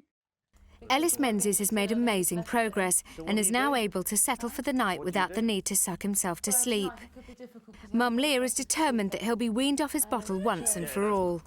To complete the transition from baby to toddler, Tanya has suggested that he be given his own beaker. Hi, right? Good evening. How are you? Yeah, fine, thank you. Hello. Just when you thought they couldn't get any cuter, you see them with damp hair. Yes. Now, bath story with one of these. Do you want to, with some milk in? Yes. Put him down gently, really tuck him, put your hands on him, and then walk out. I think if we can get this rapid return going now without a bottle, at least I can see how you do before you leave tomorrow, so we can work out what you need to do. Is that okay? Yeah, that's fine. All right, well, good luck. Thank you very I'll much. be watching. If it really looks like it's getting into crisis point, I will come in. Yeah, I'll be fine. I'll obviously be on my own. There's no point John being here. Let's just be relaxed about it. You do it. Yeah, You I'd chill rather do it out. on my own because he's, All right. he's very with noises and he looks. Yeah. Oh, good boy. Bye bye. No, Good night, you're sweetie. Bye bye. Kelvin and Isabel Gwilliam have joined Tanya in the consultation room to discuss their children's progress with sleep and the effect yesterday's assertiveness training with Isabel has had on their relationship. Yeah, I think I slept right through last night. Did you? Yeah, without actually being aware that I've woken up. In your bed Yeah. with your husband? Yeah. And that was it? Yeah. Weird. It was. Joshua. 7, 9. Joshua! Goodness me. Joshua, by Wednesday night, is a perfect child as far as sleep goes. Look at that. Green being sleep, white being night waking, and grey being settling. He slept for 11 hours and 20 minutes. he's really catching up on his Yeah. sleep, which I'm really pleased about. And I find him much more relaxed, much less of a child on the edge, just kind of more comfortable in his skin, really, isn't he? Happy to be himself. Stephanie Gwilliam is a champion. Yeah. She settled really, really well last night and virtually did the whole thing. She slept for 10.5 hours last night. Brilliant. Really, really good. Really good. Yeah. I mean, that's the most shocking one, really. I mean, they have just done so well. You have done so well. I mean, she is used to very little sleep. How much has she got? She is used to very little She sleep. is. Yeah, she got 9.25 hours. She needs more sleep, and she looks like she needs more sleep. When you get home, I think you might have some nights like this, but eventually, once you've got that, you will find it'll just increase. Yeah. It will just increase of its own I mean, at accord. home, to be honest, if she'd have woke up at 5:30, she'd have done her hardest to make sure everybody else was awake. So that was, in itself, really great. Really great. Right, so that is sleep. Now, behaviour. Sophie has had 2 timeouts. Yes. And she's had the fairy wings taken off her. Right. Oh, okay. So she's now a D-winged fairy. She's a D-winged fairy. So she's got the shoes and she's got the earrings, but she ain't got the wings. No. So she can't fly. Okay. Right. What did she do this morning for a timeout? Ellis had some orange cut on the side, and she says, "I'm having this orange." "No, you're not." She stood there with it in her hand. And I kept saying, "Put it down." Put No, it down. And she no. said, going, "No, I'm going to have a bite of this." I'm going to have a bite. I'm going to do it. And she actually put it to her mouth. So she did the orange thing. You timed her out. You opened the door at the end of the timeout. She was calm. She knew why she'd been in there, which I thought for Sophie was to actually control that sort of demon inside her that was pretty good, which is why I think we decided on the wings, because she told me exactly what she'd done. She knew why she'd done it, and I thought that was pretty brave of her. But I do think for a child like Sophie, who has been in control for so long, you put up a boundary, she crosses it, you impose a consequence, but then she kind of manages to talk you round. Yeah. Maybe because there's this fairy costume in the back of her mind, she then takes all the power and control back. Right. And it doesn't surprise me, therefore, that this afternoon she would have done it all over again to see whether she can still achieve that. Now, this afternoon it was a different kind of time out. In fact, weren't you dressed as a pirate when you were timing her out? And she trashed the room. and she was dressed as a fairy. It was like Captain Hook and Tinkerbell. But I think the timeouts work well. Don't over-rely on them. Still feel free to ignore sometimes. Yeah. You know. The final part of this chat is about the sort of the bigger picture, which is about how fantastic you were yesterday, what you achieved and what you did. Amazing. And how you are feeling about it today in terms of the things we've talked about you as a woman and your relationship. Have you had much chance to process any of that or to think about it? I sort of tried to discuss it last night. I felt like Kelvin didn't really want to discuss it. Oh, okay. No, I disagree with you. I do disagree with you. I was quite whacked yesterday, to be quite honest. Last night, I was. But you should. I think you should just say to me, "Look, I'm really tired tonight. It's not that I don't want to speak to you." I wondered whether this would happen, which is, yesterday you had an experience that was so entirely different to anything you've done for the last 7 years that I think stirred up a bit of a spark and a bit of passion and a bit of Plus, your kids weren't there, which meant you had acres of time to talk to each other, and it must have been the first time that you'd been presented with that situation as a couple for years. We do, sort of. I feel we lay in bed and we sort of, it's quiet. What do we do now? And we're looking at the ceiling. Yeah. And he's looking at one side and I'm looking, thinking, look at me. You know, look at me.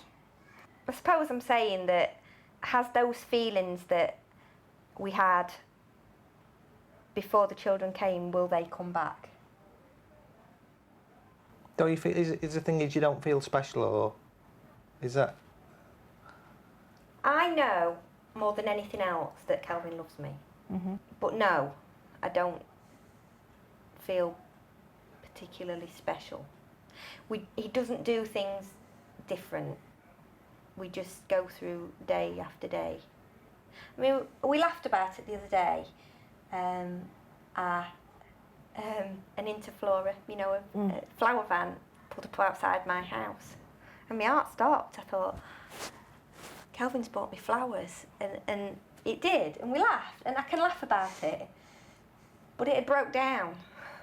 And then it did. It sort of choked me up a bit, you know, when it sort of drove away. And did you get any flowers after that? No. What sorts of things are you asking from your husband? Some days I'd like to feel like a princess. I've always said, Chanta, I want the fairy tale. And I think expectations of that are a bit high. But sometimes it would be nice, just sometimes, just to for him to do something completely spontaneous. Such as? Such as buy me flowers. Such as book a restaurant without it sort of being meticulously planned. You know? For him to walk in from work one night and say, come on, I'm going out tonight. What would you ask from her? Just to make me feel like Prince Charming, really. Something in return. And how could she do that?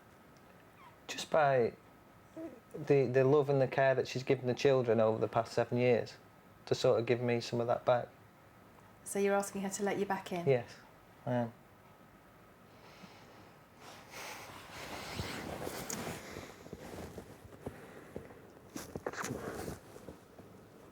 Do you know what? I'm going to leave you to have this moment together, and I'll see you a bit later. All right. All right. Give me a kiss. All right. Love you. Okay. You are my Prince Charming. It's the very last night in the house for our families. Tanya has suggested Ellis be put to bed tonight with a beaker instead of his usual bottle. If he fails to go to sleep, Mum Leah must use the rapid return method, which involves leading him straight back to bed as soon as he climbs out and not talking whilst doing it. For the Williams, it's the final night of an extraordinary week in which their 3 children have all learned how to sleep in their own beds. I love you lots. Night-night. Mia Allen's sleep has also improved, with Mum Jo learning to settle her using gentle, reassuring physical contact rather than words. Things aren't going quite so well in the men's bedroom. To try and settle Ellis, Leah has started using the rapid return technique. She's already returned Ellis to his bed 27 times.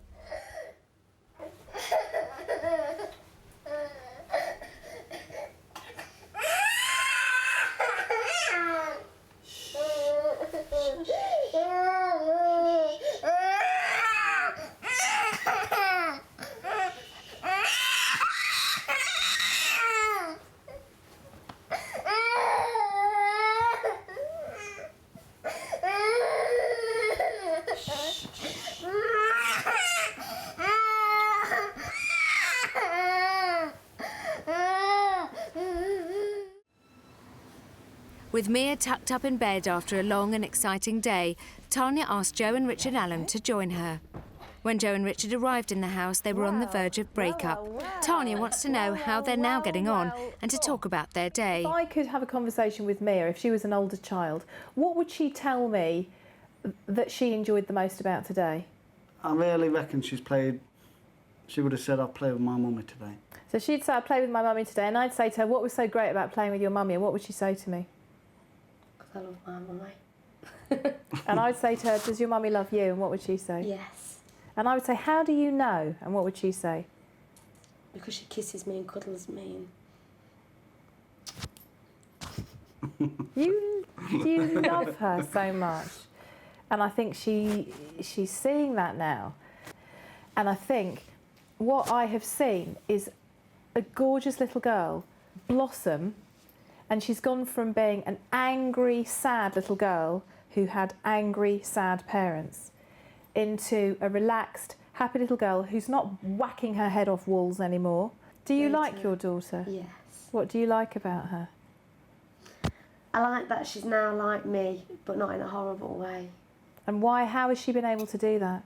Because of me, because of changing and calming down and just, I think me and Richard getting on better as well. I think she picks up on all that as well. So. Are you getting on better? Yeah. Am I looking at a couple who are thinking of splitting up? No. No. Tonight on the House of Tiny Tearaways. No hitting. Why is it making you cry? Because I've done it. Tell me what you've done. I've let go.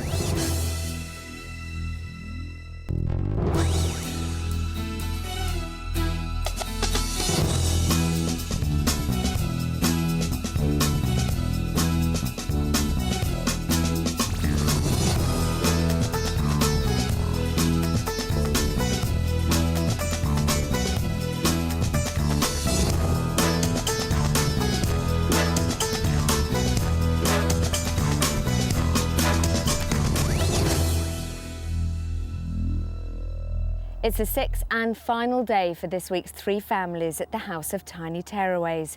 The Allams, the Menzies and the Gwilliams all arrived here with significant parenting problems. So the question is, will they be going home today with them solved? 3 desperate families, each overwhelmed by parenting problems that have turned their toddlers into tearaways. They're going to be living here for just 6 days in the hope that they can turn their lives around. The person they're looking to for the answers is clinical psychologist Dr. Tanya Byron. Working with 3 families in such an intense environment is unlike anything I've ever done professionally before, and it is a huge challenge. I'm working with the parents, I'm working with their children, and I'm building a community. It's a tough job to do in a very, very short space of time. And for the families selected to be part of this programme, this is make or break. This is the House of Tiny Tearaways. It's the final day for our 3 families and the end of an emotional journey. Kelvin Gwilliam and children 5-year-old Josh and 2.5-year-old Stephanie are the first up. You all right, chick? What happened? Who didn't give you love? Yeah. I didn't give you love. Didn't I? You want love? Yeah. Here then. Oh. Meanwhile, in the bedroom, 7-year-old Sophie Gwilliam is awake and talking to Mum Isabel. How do you feel about going home? I don't know. You don't know? You sad or happy? Don't know. Bit of both. We're going to try out when we get home to carry on with this, yeah? Did I make a fuss last night? You didn't. You was amazing. The Gwilliams arrived at the House of Tiny Tearaways desperate to solve their children's chaotic bedtime behaviour. All 3 of them insisted on sleeping with their parents on a makeshift bed in the lounge rather than in their own bedrooms. Over the week, they've made extraordinary progress, with their children not only sleeping in their own beds, but staying put all night. Their nighttime routine may be on the mend, but their behaviour during the day has taken a turn for the worse. Yesterday, Sophie and Josh were both timed out in their bedrooms during the day. I've told you to stop it and you continued. Now stay in here.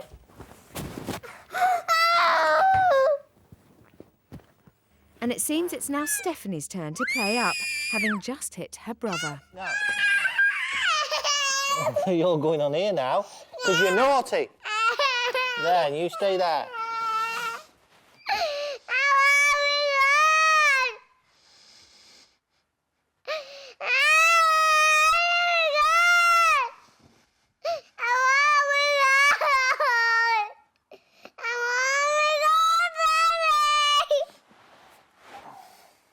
You want to be good?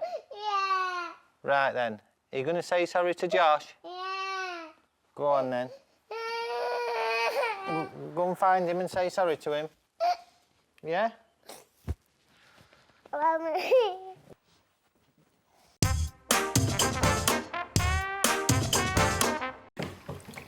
All the families are eating their final Alice? breakfast in the house. Alice, who's that? That's Mia. Oh, Mia. Who's that? No, who's that? Sophie. Sophie. Who's that? Who's that? Who's that? Ellis, yeah. Can you name everyone, Ellis? Leah and John Menzies brought their 2-year-old son Ellis to the house for help with his eating and sleeping problems, which have been made worse by John feeling constantly rejected by his son. But over the past week, both parents have taken a more relaxed approach to parenting, and John has finally started forming the father-son bond he's been longing for. Ellis has also made incredible progress overcoming his eating problem, tasting new and varied foods, even fruit. But will this be something that continues? Ellis? So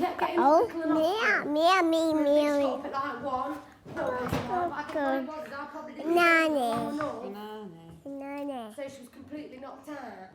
And then I think she was probably too hot with the quilt on, but she did have she'd then sleep. Uh-oh, what's he done to it? He broke it off. It's all right. Oh, you got it still, good boy. It's fine.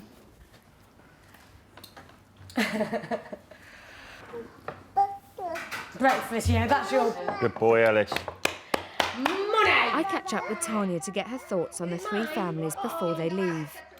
When Ellis arrived, he had an eating problem, and he didn't get on that well with his father. He seemed much closer to his mum, and they were worried about fixing that relationship. How are both of those issues going, do you think? I just think this eating problem is about her anxious possessiveness of this little boy and her anxiously needing to feed him. Put a child who has an anxious mother in an environment that is calm, amongst other children who are eating, help the mother disengage and not feel anxious. You'll have that child eating in a few days. We've seen it with Ellis. Earlier in the week, you said you felt like watching John and Ellis was like watching a father with a newborn son, that he's sort of never been given this little boy before. How has that relationship developed? Incredibly. And some of the really warm moments for me in the house when I sit in here and observe the families is watching just John and Ellis play. And actually yesterday, when we were rapidly returning the poor little boy to bed, he was not happy. He was having a proper toddler tantrum. Previously, all he ever wanted was his mummy, but he was yelling for his daddy yesterday. It was like, get out of here, Mum, I want my dad. I think John must leave this house knowing that his son adores him, because he does.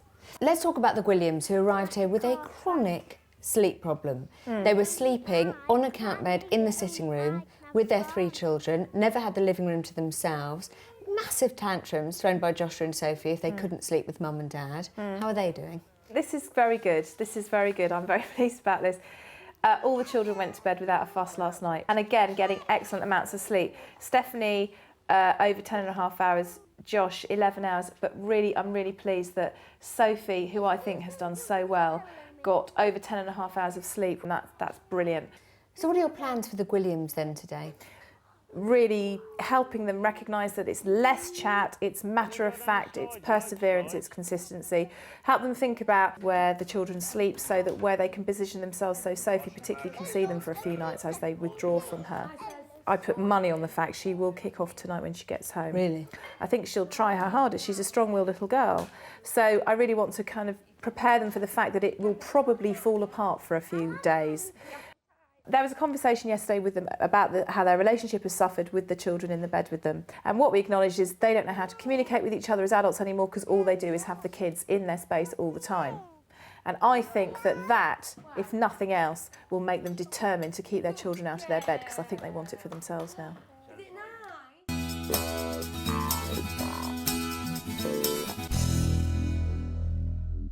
Earlier in the week, Tanya brought a beanbag into the house for parents to use as a time-out area.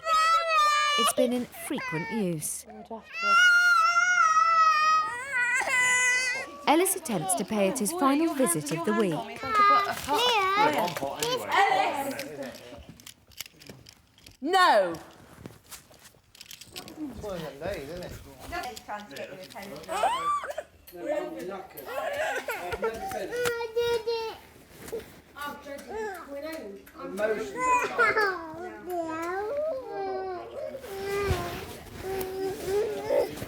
No hitting. Now go and give Josh a cuddle and say sorry. Go and say sorry to Josh. Straighten the shoes. Good boy. Good boy. Good job. I was just getting you Thank you. Oh yeah, sorry.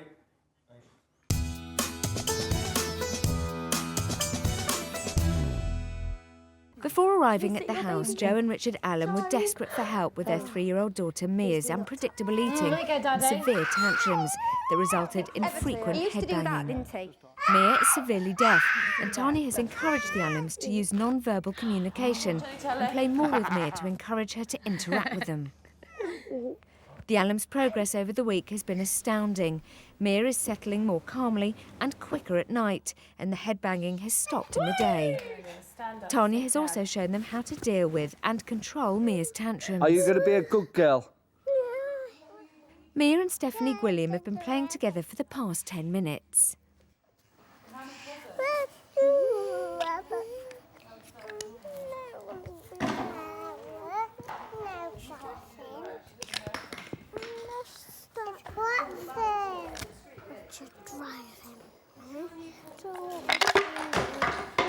You all right, Steph? What happened then? Hey?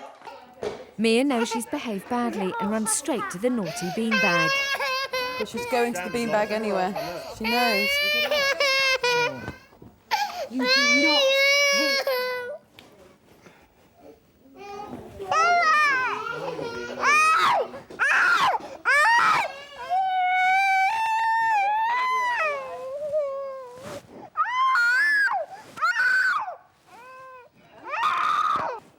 Right. You do not hit. Very good. Very good. And give me a cuddle. Give me a kiss. You're going to say sorry to Stephanie. What do you say?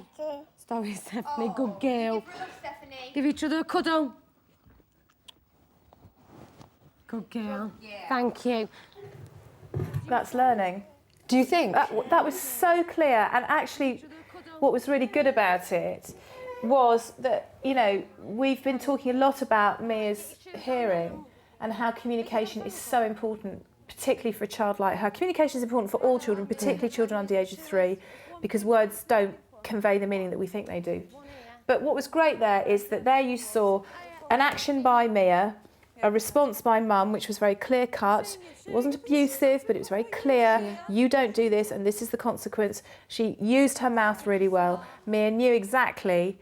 Mia, cuddle. Sorry. Let's just remember that Joe Allen 5 days ago said to you, she's a horrible little thing.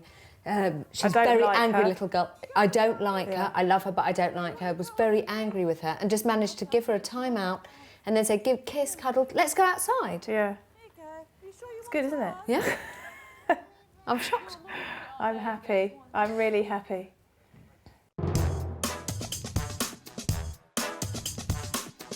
Tanya catches up with the Gwilliams for the last time. So it's Friday and it's time for you to leave the house. How do you feel about that? Bit nervous, yeah, because they've really progressed in the house, and to me, there's not many distractions here within the house. A lot more distractions when they get outside. I think the difficulty is as well, even if things are a bit rough at times, we come in here and you show us all the positive sides. And I think we've got to sort of keep remembering them positive things, haven't we, if things get particularly difficult one night. Absolutely, yeah. Well, do you want to see the positive sides? Yeah. Stephanie slept for over 10.5 hours last night. Josh is really, really sleeping. He slept for over 11 hours last night, which is brilliant. So from my point of view, both in terms of their sleep behaviour, but also developmentally in terms of the amount of sleep they're getting, this is what they should be getting. Yeah. They need that much sleep. Now, the real problem child was Sophie. First night, it took you 40 times to settle her. Monday night, 38. Tuesday night, 25. And then nothing. It's brilliant, isn't it? Yeah. I'm extremely proud of her, and the biggest hope for me was they went to bed without a fuss, but I didn't expect them to not wake in the night. We would have been over the moon if they all went to bed. Yeah. We'd have gone out of here feeling proud of them. So, what I want to do now is just play in for you what life was like. Okay? Yeah. Crying already? So, let's see. Get back in that bed. I'll leave the door open if you get in bed. Do you remember those nights? Yeah. Do you remember the kicking and the screaming that you'd have to go through before you then would have to do that every single night? What's making you cry? Because that's still really comfortable for me. That's comfortable. Still. I won't go back. But it was nice to be in your nest with your babies. I miss it. But I have accepted that life will be better without that. When you were in that nest with your chicks, who were you doing it for? Me. Right, let's just see how hard it was to tackle this when you came into the house. Okay, here we go. Get off! Stop it! You get off! Stop it! Get off me! Get in bed. I'll punch you! You will not! Bed. Right, come on, back in the bed. Come on, come on. Mommy, please, can you come here? Daddy, come and love me. Because I love you so much. Mommy! Very hard. That was a very hard night Yeah, for you. it was, yeah. When you watch it, does it feel as brutal as when No. you were experiencing it? No. Tell me why. Because I know the children are okay with me now. And it's not made any difference to the way that they would have normally been with me. It was really difficult, like you said, that first night, because Isabel was really upset. And in a way, it was upsetting for me to see her, you know, upset like that. And also, although the children were upset, it's got to be good for them to get them in their own beds. And it was like a vicious circle. They weren't getting enough sleep, and it was having a knock-on effect the following day into the moods because of the lack of sleep. But now, hopefully we can put it to bed, as they say, or put them to bed. I felt for you, that was the night when you started to think, they're playing us. Yes. Yeah. Now, my next clip is the night when I think you started to think that you were being played. So have a look at this one. I think when we realised it wasn't just anxiety.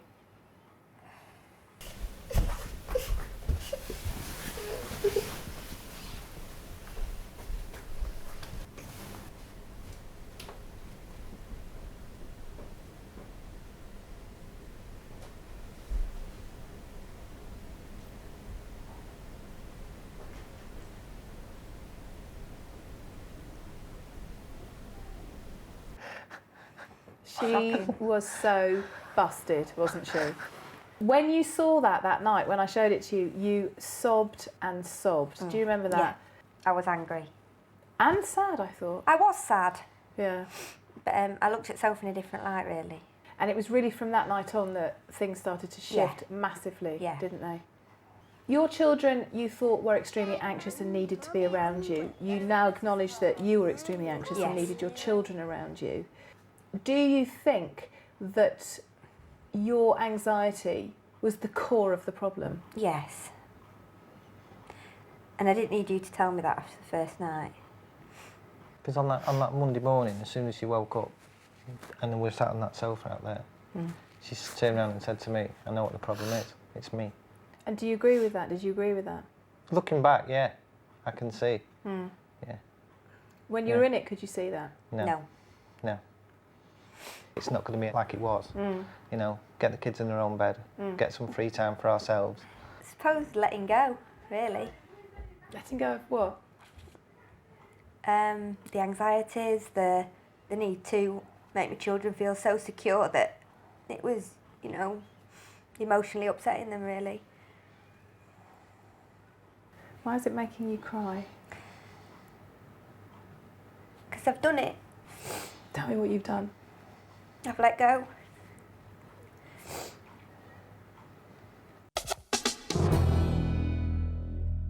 Rap song.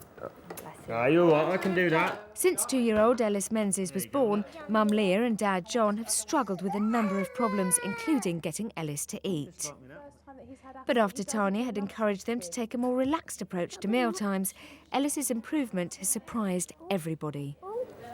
Can you fit all that in? Today, Ellis joins Joshua and Sophie Gwilliam for lunch. Hey, Anna, you look cute, don't you? Alice, do Mum drink some ding-dings? Some ding-dings. Hey, can I have one? There you go. Thank you. There you go. Alice There you go. Alice has got one. Same as Joshua and me. Alice is a all could be mates.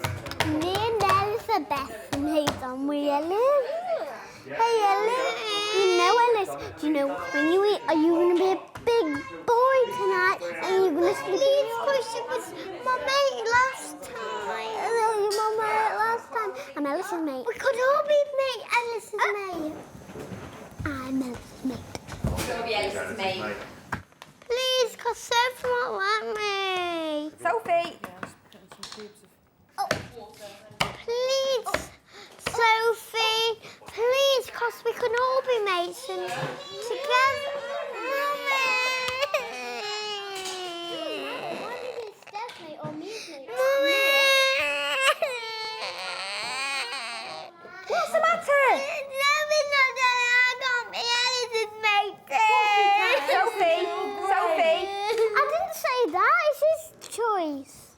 Well, I want to. What, you want to be Ellis's friend? Ellis will be all your friends. Ellis is your friend. He gave you a kiss, didn't he? There you go, Ellis. Alice. Look at this, Alice. It's over there, isn't it? No, there. Not that one. But, you know, you lot, I do mean it. Because Oh, yeah. we've lived with each other and we've had...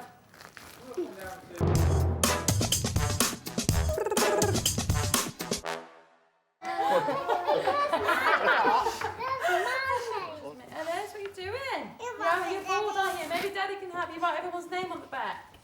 On the first day in the house of Tiny Tearaways, 7-year-old Sophie Gwilliam drew a picture of her bedroom at home. Sophie drew a picture of an empty bed. And whose bedroom is it? My bedroom. And it's your bedroom. But one thing I noticed about this bedroom is there's a bed there, but there isn't anybody in it. So you're not in that bed.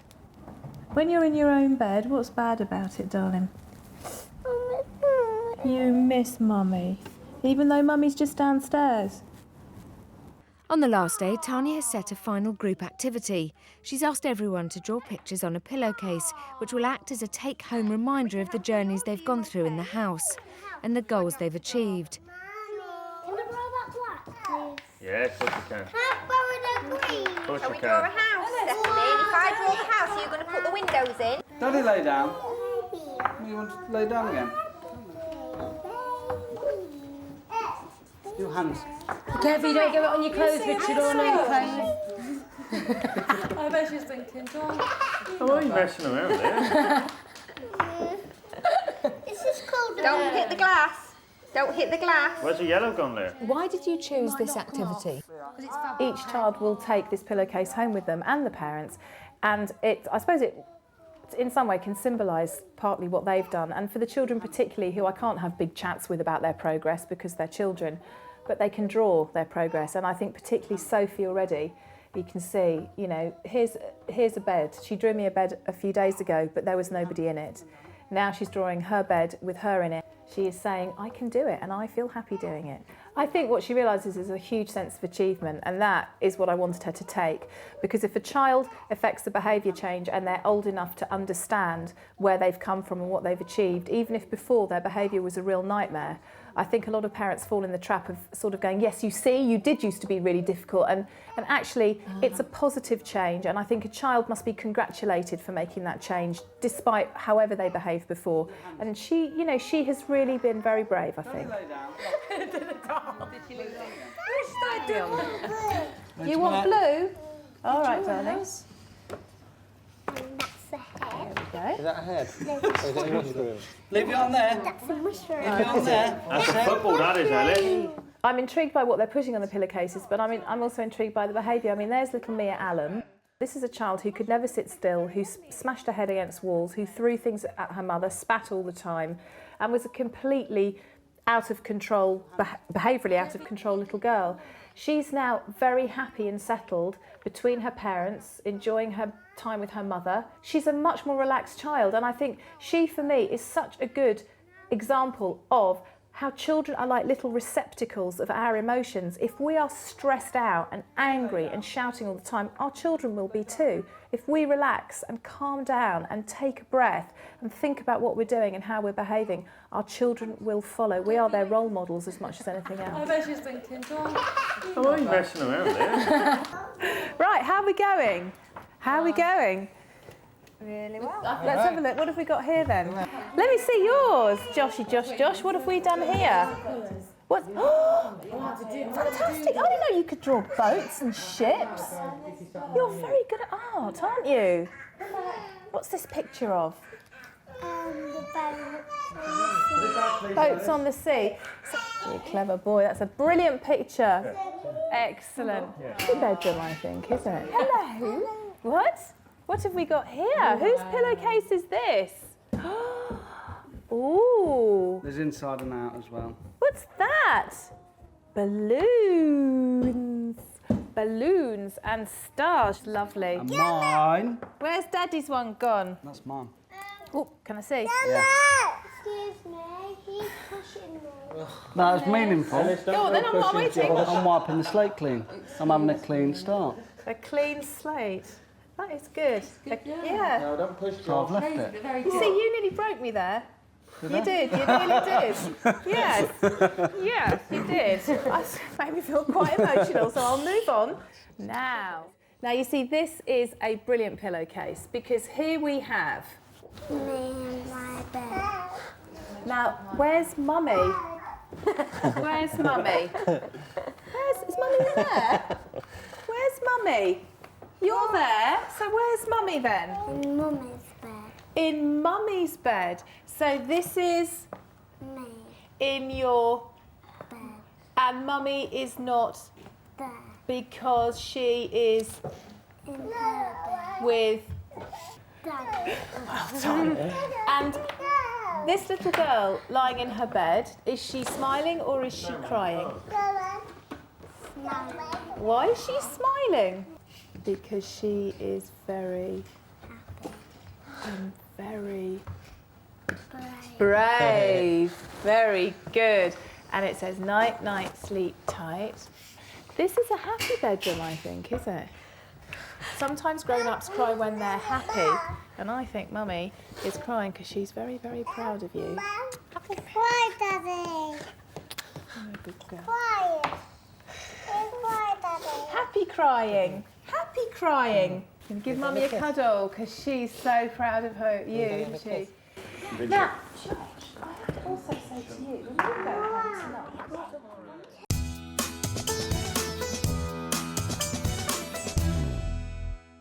Yeah. It's been an incredible week for the Allams, who have come together to help severely deaf 3-year-old daughter Mia overcome her sleeping, eating and behaviour problems.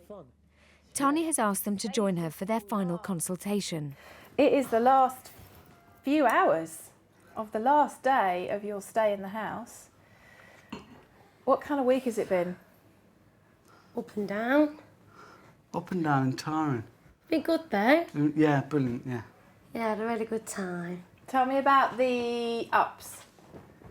Sort of getting closer to Mia, closer to Richard, sorting me sleeping out and her eating, you know, and I think she'll be all right when she gets home as well, won't she? Yeah, yeah. Sure. Yeah. So those are the ups. Tell me about the downs. Finding out that a lot of it was our fault. Mine in particular, yeah, I would say. Yeah, well, and a hearing, that was quite bad, wasn't it, really? That was quite upsetting. What about you then, Richard? What's your week been like? It's been on a topsy-turvy week. A good week? Yeah, a good week, but I'm not good. Now, what I want to do is I want to show you your journey. I want to show you what life has been like. So settle back and we'll just watch the first clip and then we'll talk about each one. Okay.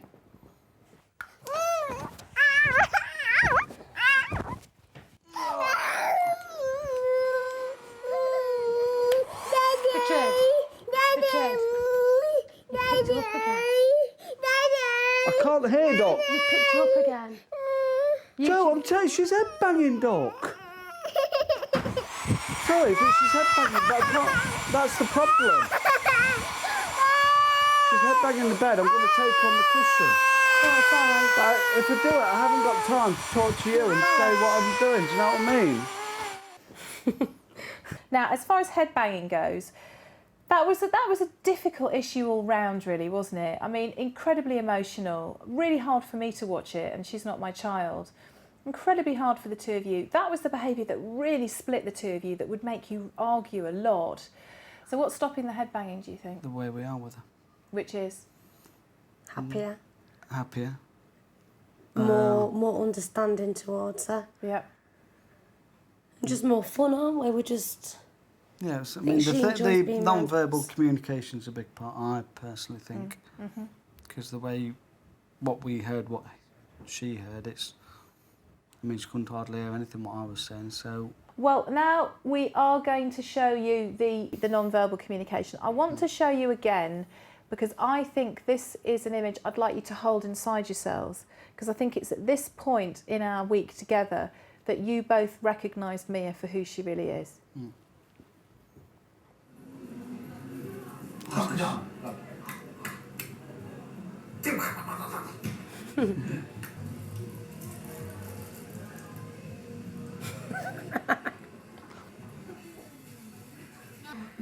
Oh, is baby asleep?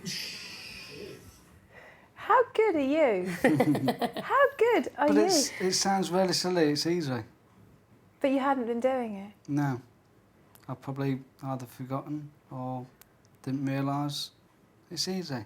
I love it, it's like being a kid again. She's doing what I think anyone would do who's trapped in a world and they don't understand what's going on. She'll just hit her head against the wall, or she'll just pull her hair out.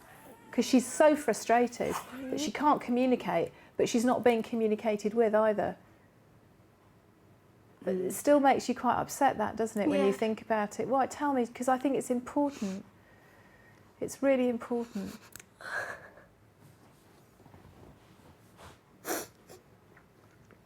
What is it? Let me give you a tissue. I just feel really, really bad. That like 3 years of her life really like been wasted. I think that you have felt very judged, and I think you have felt very misunderstood, and I think you have felt very unsupported.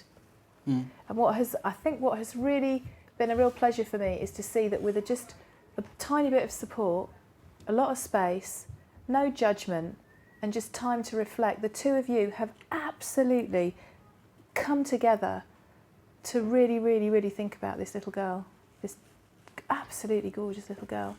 Now, we just saw you in the supermarket communicating beautifully, but this was the moment where I think we recognised, and I really, please remember it because I think it's important. So let me show you what she can hear now. This is what she's hearing. Right then, it's a story. Are you ready? Right, come on. Right, I'm saying one day Mia slept in her bed all on her own, and as a treat, the next day she went on her side.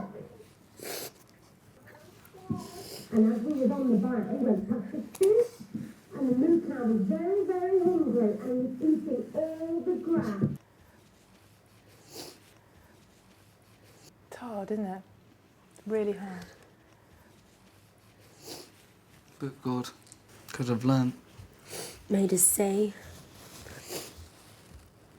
Made us understand it already, didn't it? It feels to me that Mia is a child that didn't need a lot of restraining, didn't need a huge amount of sleep training, and didn't need that much training at meal times. She just needed to be understood and to be communicated with. And I think you have done that in an extraordinary way. And I think that makes you extraordinary parents. This is why you've done it. I'd like you to look at this. I think this is why you've done what you've done.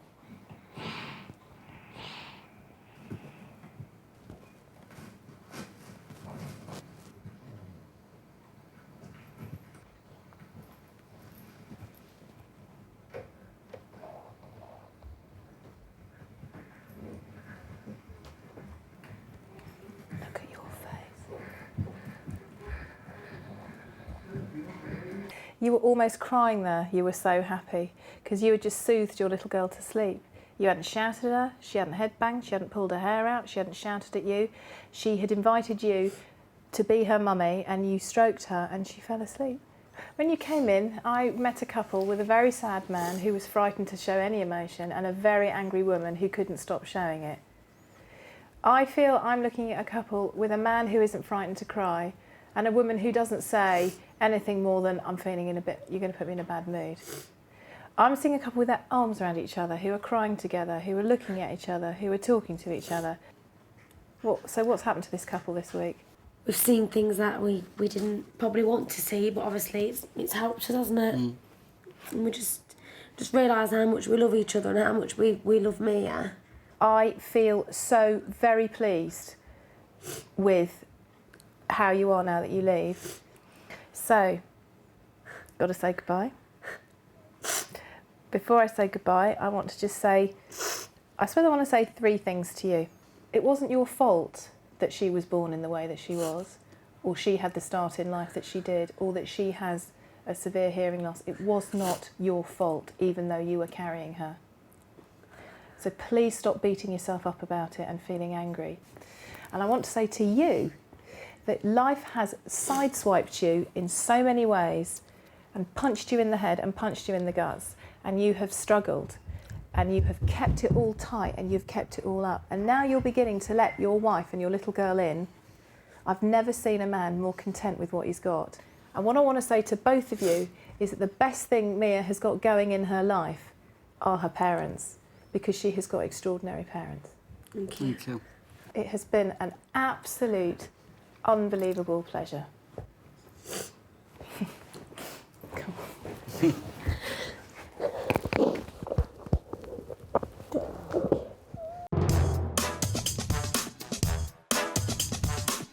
Joshua Gwilliam is in the lounge with his mum, Isabel.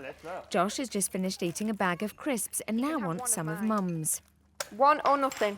I shall count to 3 and then it'll go away. 1, 2, 3.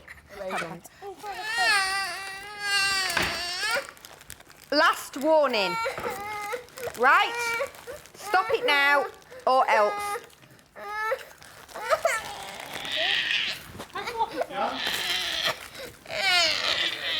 Thank you very much. I've had more than enough warning. I'll do it on my own.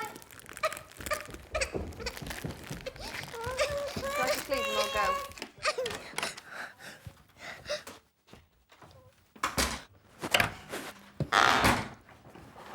I want to chat with you, come here. Now, listen, you're going to have your 5 minutes in here, OK? But this is all very silly, OK? And I shouldn't have to do this about a bag of crisps, OK? Now I want you to sit down and think about how silly it is. Mummy!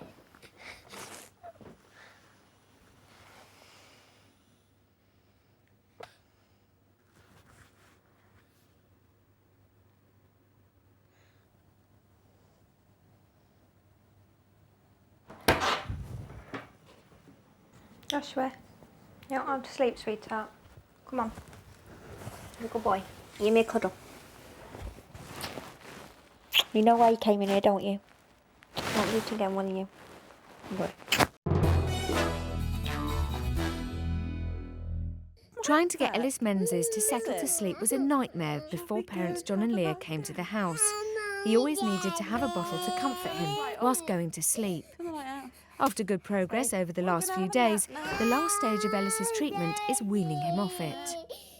Leah has started using the rapid return technique. Yesterday, she returned him to bed 65 times before he'd settle for his afternoon nap, rising to 71 times at night. It's nap time again, but how many times will Ellis need to be returned today? You can see Daddy when you get up, yeah? Mummy. Mummy's here. Oh, say your cancer.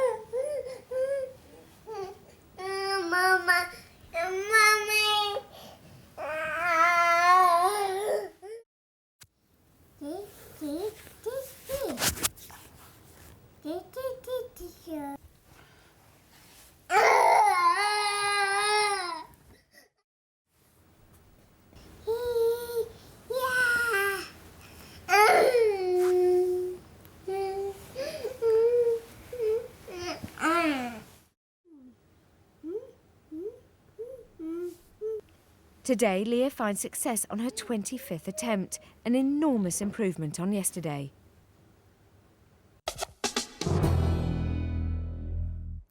With Ellis fast asleep, Tanya has asked the Menzies to join her in the consultation room for the last time. Now, what I would like to do is show you a bit of your journey this week. Okay, I've got some clips to show you. And the first one I want you to look at is what life was like before you came here. Okay, so here we go. First clip.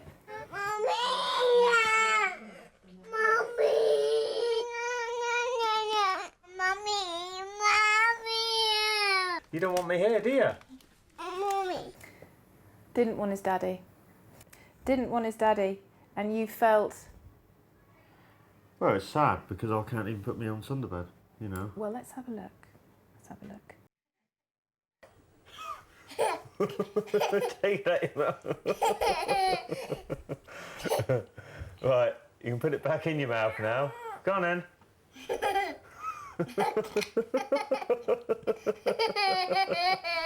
Stop laughing. Lean back.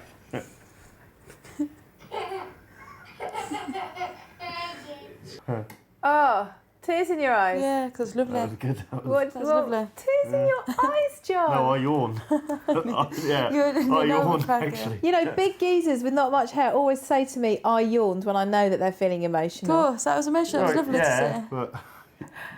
There was one exercise we did, which I think, for me, perfectly illustrated how you two are now working together. And it was because of the way Ellis responded to what you both did. So see if you can remember this bit. Have a look at this. Wowee. Wow. What noise it make? Yay! Wowee. Brum, brum. Let's tighten that up. Ellis? Wow, I'll have all the fun. I'll have all the fun over here. Go back to Daddy, please. Go back to Daddy. Ellis? Go and put some stickers on your bike. We haven't finished making it yet. Whoop. Good boy, Ellis. Good boy. That's a good boy coming back, isn't it? He's a good boy, yeah. So you never did it before. He didn't go back there, did he? He blooming ran back. Better foul. Yeah. How does that make you feel? Oh, good, brilliant. Yeah. Is that what you wanted? Yeah, oh, definitely. No, I'm really. I don't feel like I'm really happy there. I don't feel like really emotional. I just feel really, really happy. Well, he's a totally different boy. He's well, I actually think he's the same boy. I just think you have given him the chance to be who he is. Yeah. Are you the same parents? No. No. Same mummy and daddy, but not the same parents. We're not going to be in his face, and we're not going to. No, I'm not going to treat him like a baby. Maybe we did. I was running around after him all the time.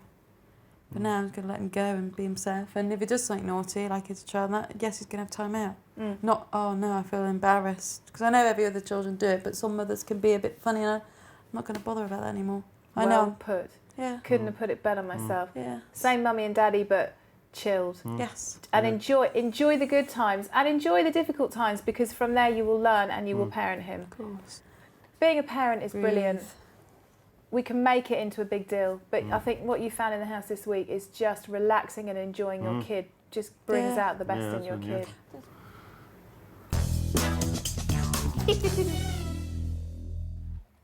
Before everyone says their final farewells, Tanya has gathered the families together in the lounge. I have had the best week in the house. I shall miss you so much. I can't tell you, but I want you to raise your glasses to each other to say congratulations, because you guys have done yourselves and your children so proud.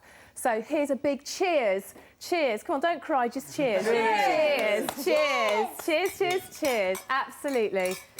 And I think these children with eating problems are now eating cake.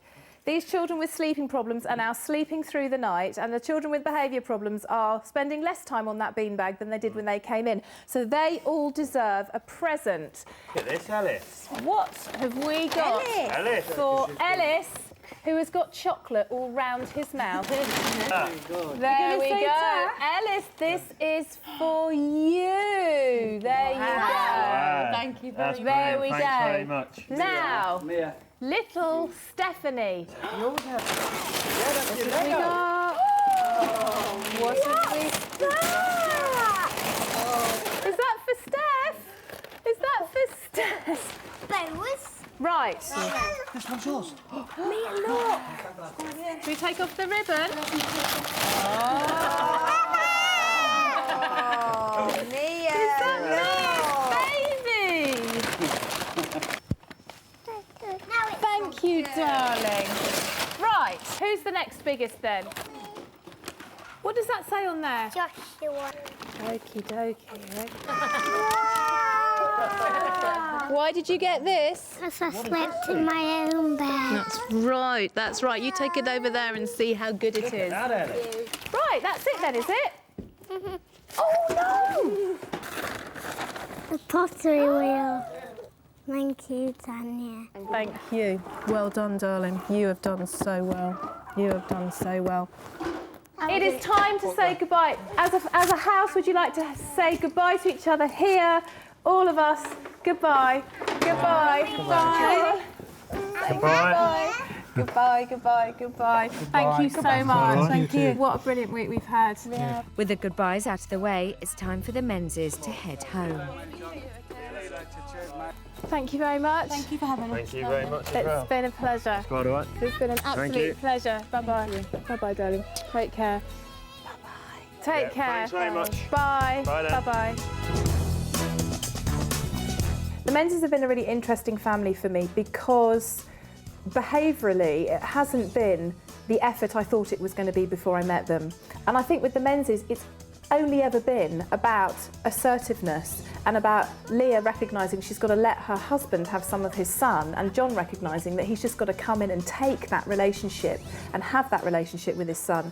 I'm so happy he is now allowed to finally be a toddler, to show toddler behaviour, and that the parents, Leah and John, are finally getting to grips with the fact that it's okay that he's not a baby anymore, and yes, they can deal with it. Bye! We feel like we've learned a lot, haven't we? We've learned a lot this week than we ever probably would have at home. Thank you ever so much for letting us share this experience with you. And thank you for his little trike, which yes, I think he's going to love. Bye. Bye. Say bye-bye. See you. So see you later. Oh, Josh. Bye, You're glad Josh. to be going. Yeah. All right. Bye-bye, Steph. Can you kiss? Have a kiss, Josh. You're going to hold Mummy's hand now as a Yeah. good boy. Come on then. I shall miss you very much. And we'll miss you too, tell Oh, Tanya. no. Okay.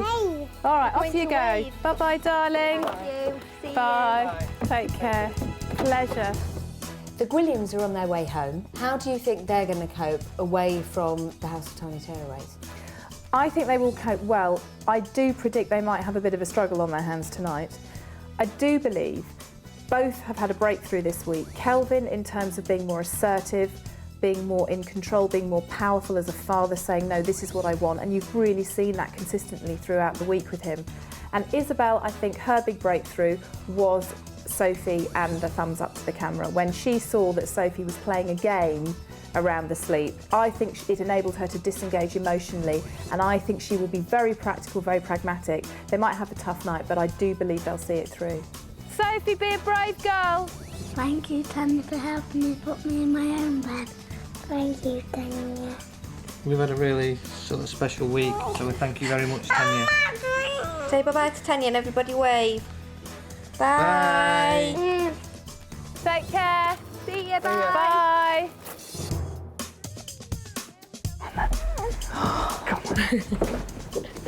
Thank you. Oh. Thanks very much. Oh, God, pleasure. Oh, gee. Thank you. Thanks so much. That's all right. I'll miss you. I'll miss you. Oh. The Allens are going home. I'm going to have trouble saying goodbye to Mia, who I think has been an extraordinary little girl in this house. What Mia has got from this experience in terms of now she lives in a world where she understands communication, she understands what people expect from her and what they're saying to her. To see her little face over the last few days break into smiles more has been incredibly emotional for me. I found that very emotional. Bye, Mia! Bye! Bye! Wave! Wave! Doesn't just like to thank Tanya very, very much. If we hadn't have come here for this week, I think me and Richard probably would have been booking an appointment with a solicitor to share out our assets. But I'm gonna take home with lots of different things. What you've taught us, what we've taught Mia. We're gonna take home a happier family, because that's what we are, aren't we? We're happier. Yeah, a lot happier. So we just want to say thank you very much. Mia. And I don't know if Mia will do it, but we taught Mia some non-verbal communication. Mia, show the camera your happy face. Show the camera your scary face. And when if the kids bully you at school, show the camera your dirty look.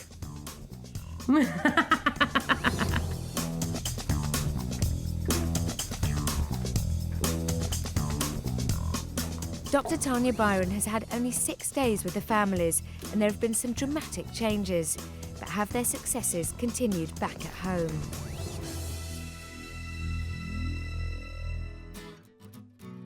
At home in Nottinghamshire, how is little Mia settling in? Since we've come out of the house, it's been really good. We've been better, haven't we? Mia's been better. Everything's been better. She's a bit more mischievous, if you can get that far. She's improved in lots of ways. She's eating a lot more. She's a lot happier. She's not angry or nasty. She's not going around headbutting things. Finish! Her personality has changed completely. No, she used to be quite horrible to me, really.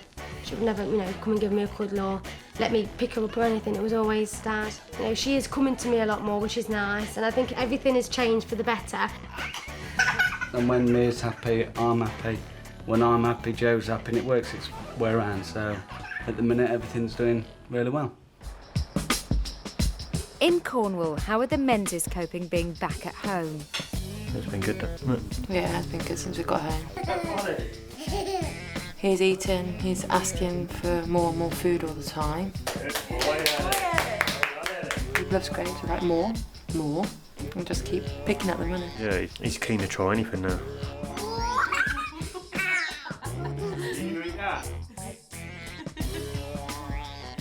Goes to bed for both of us now, doesn't he? Yeah.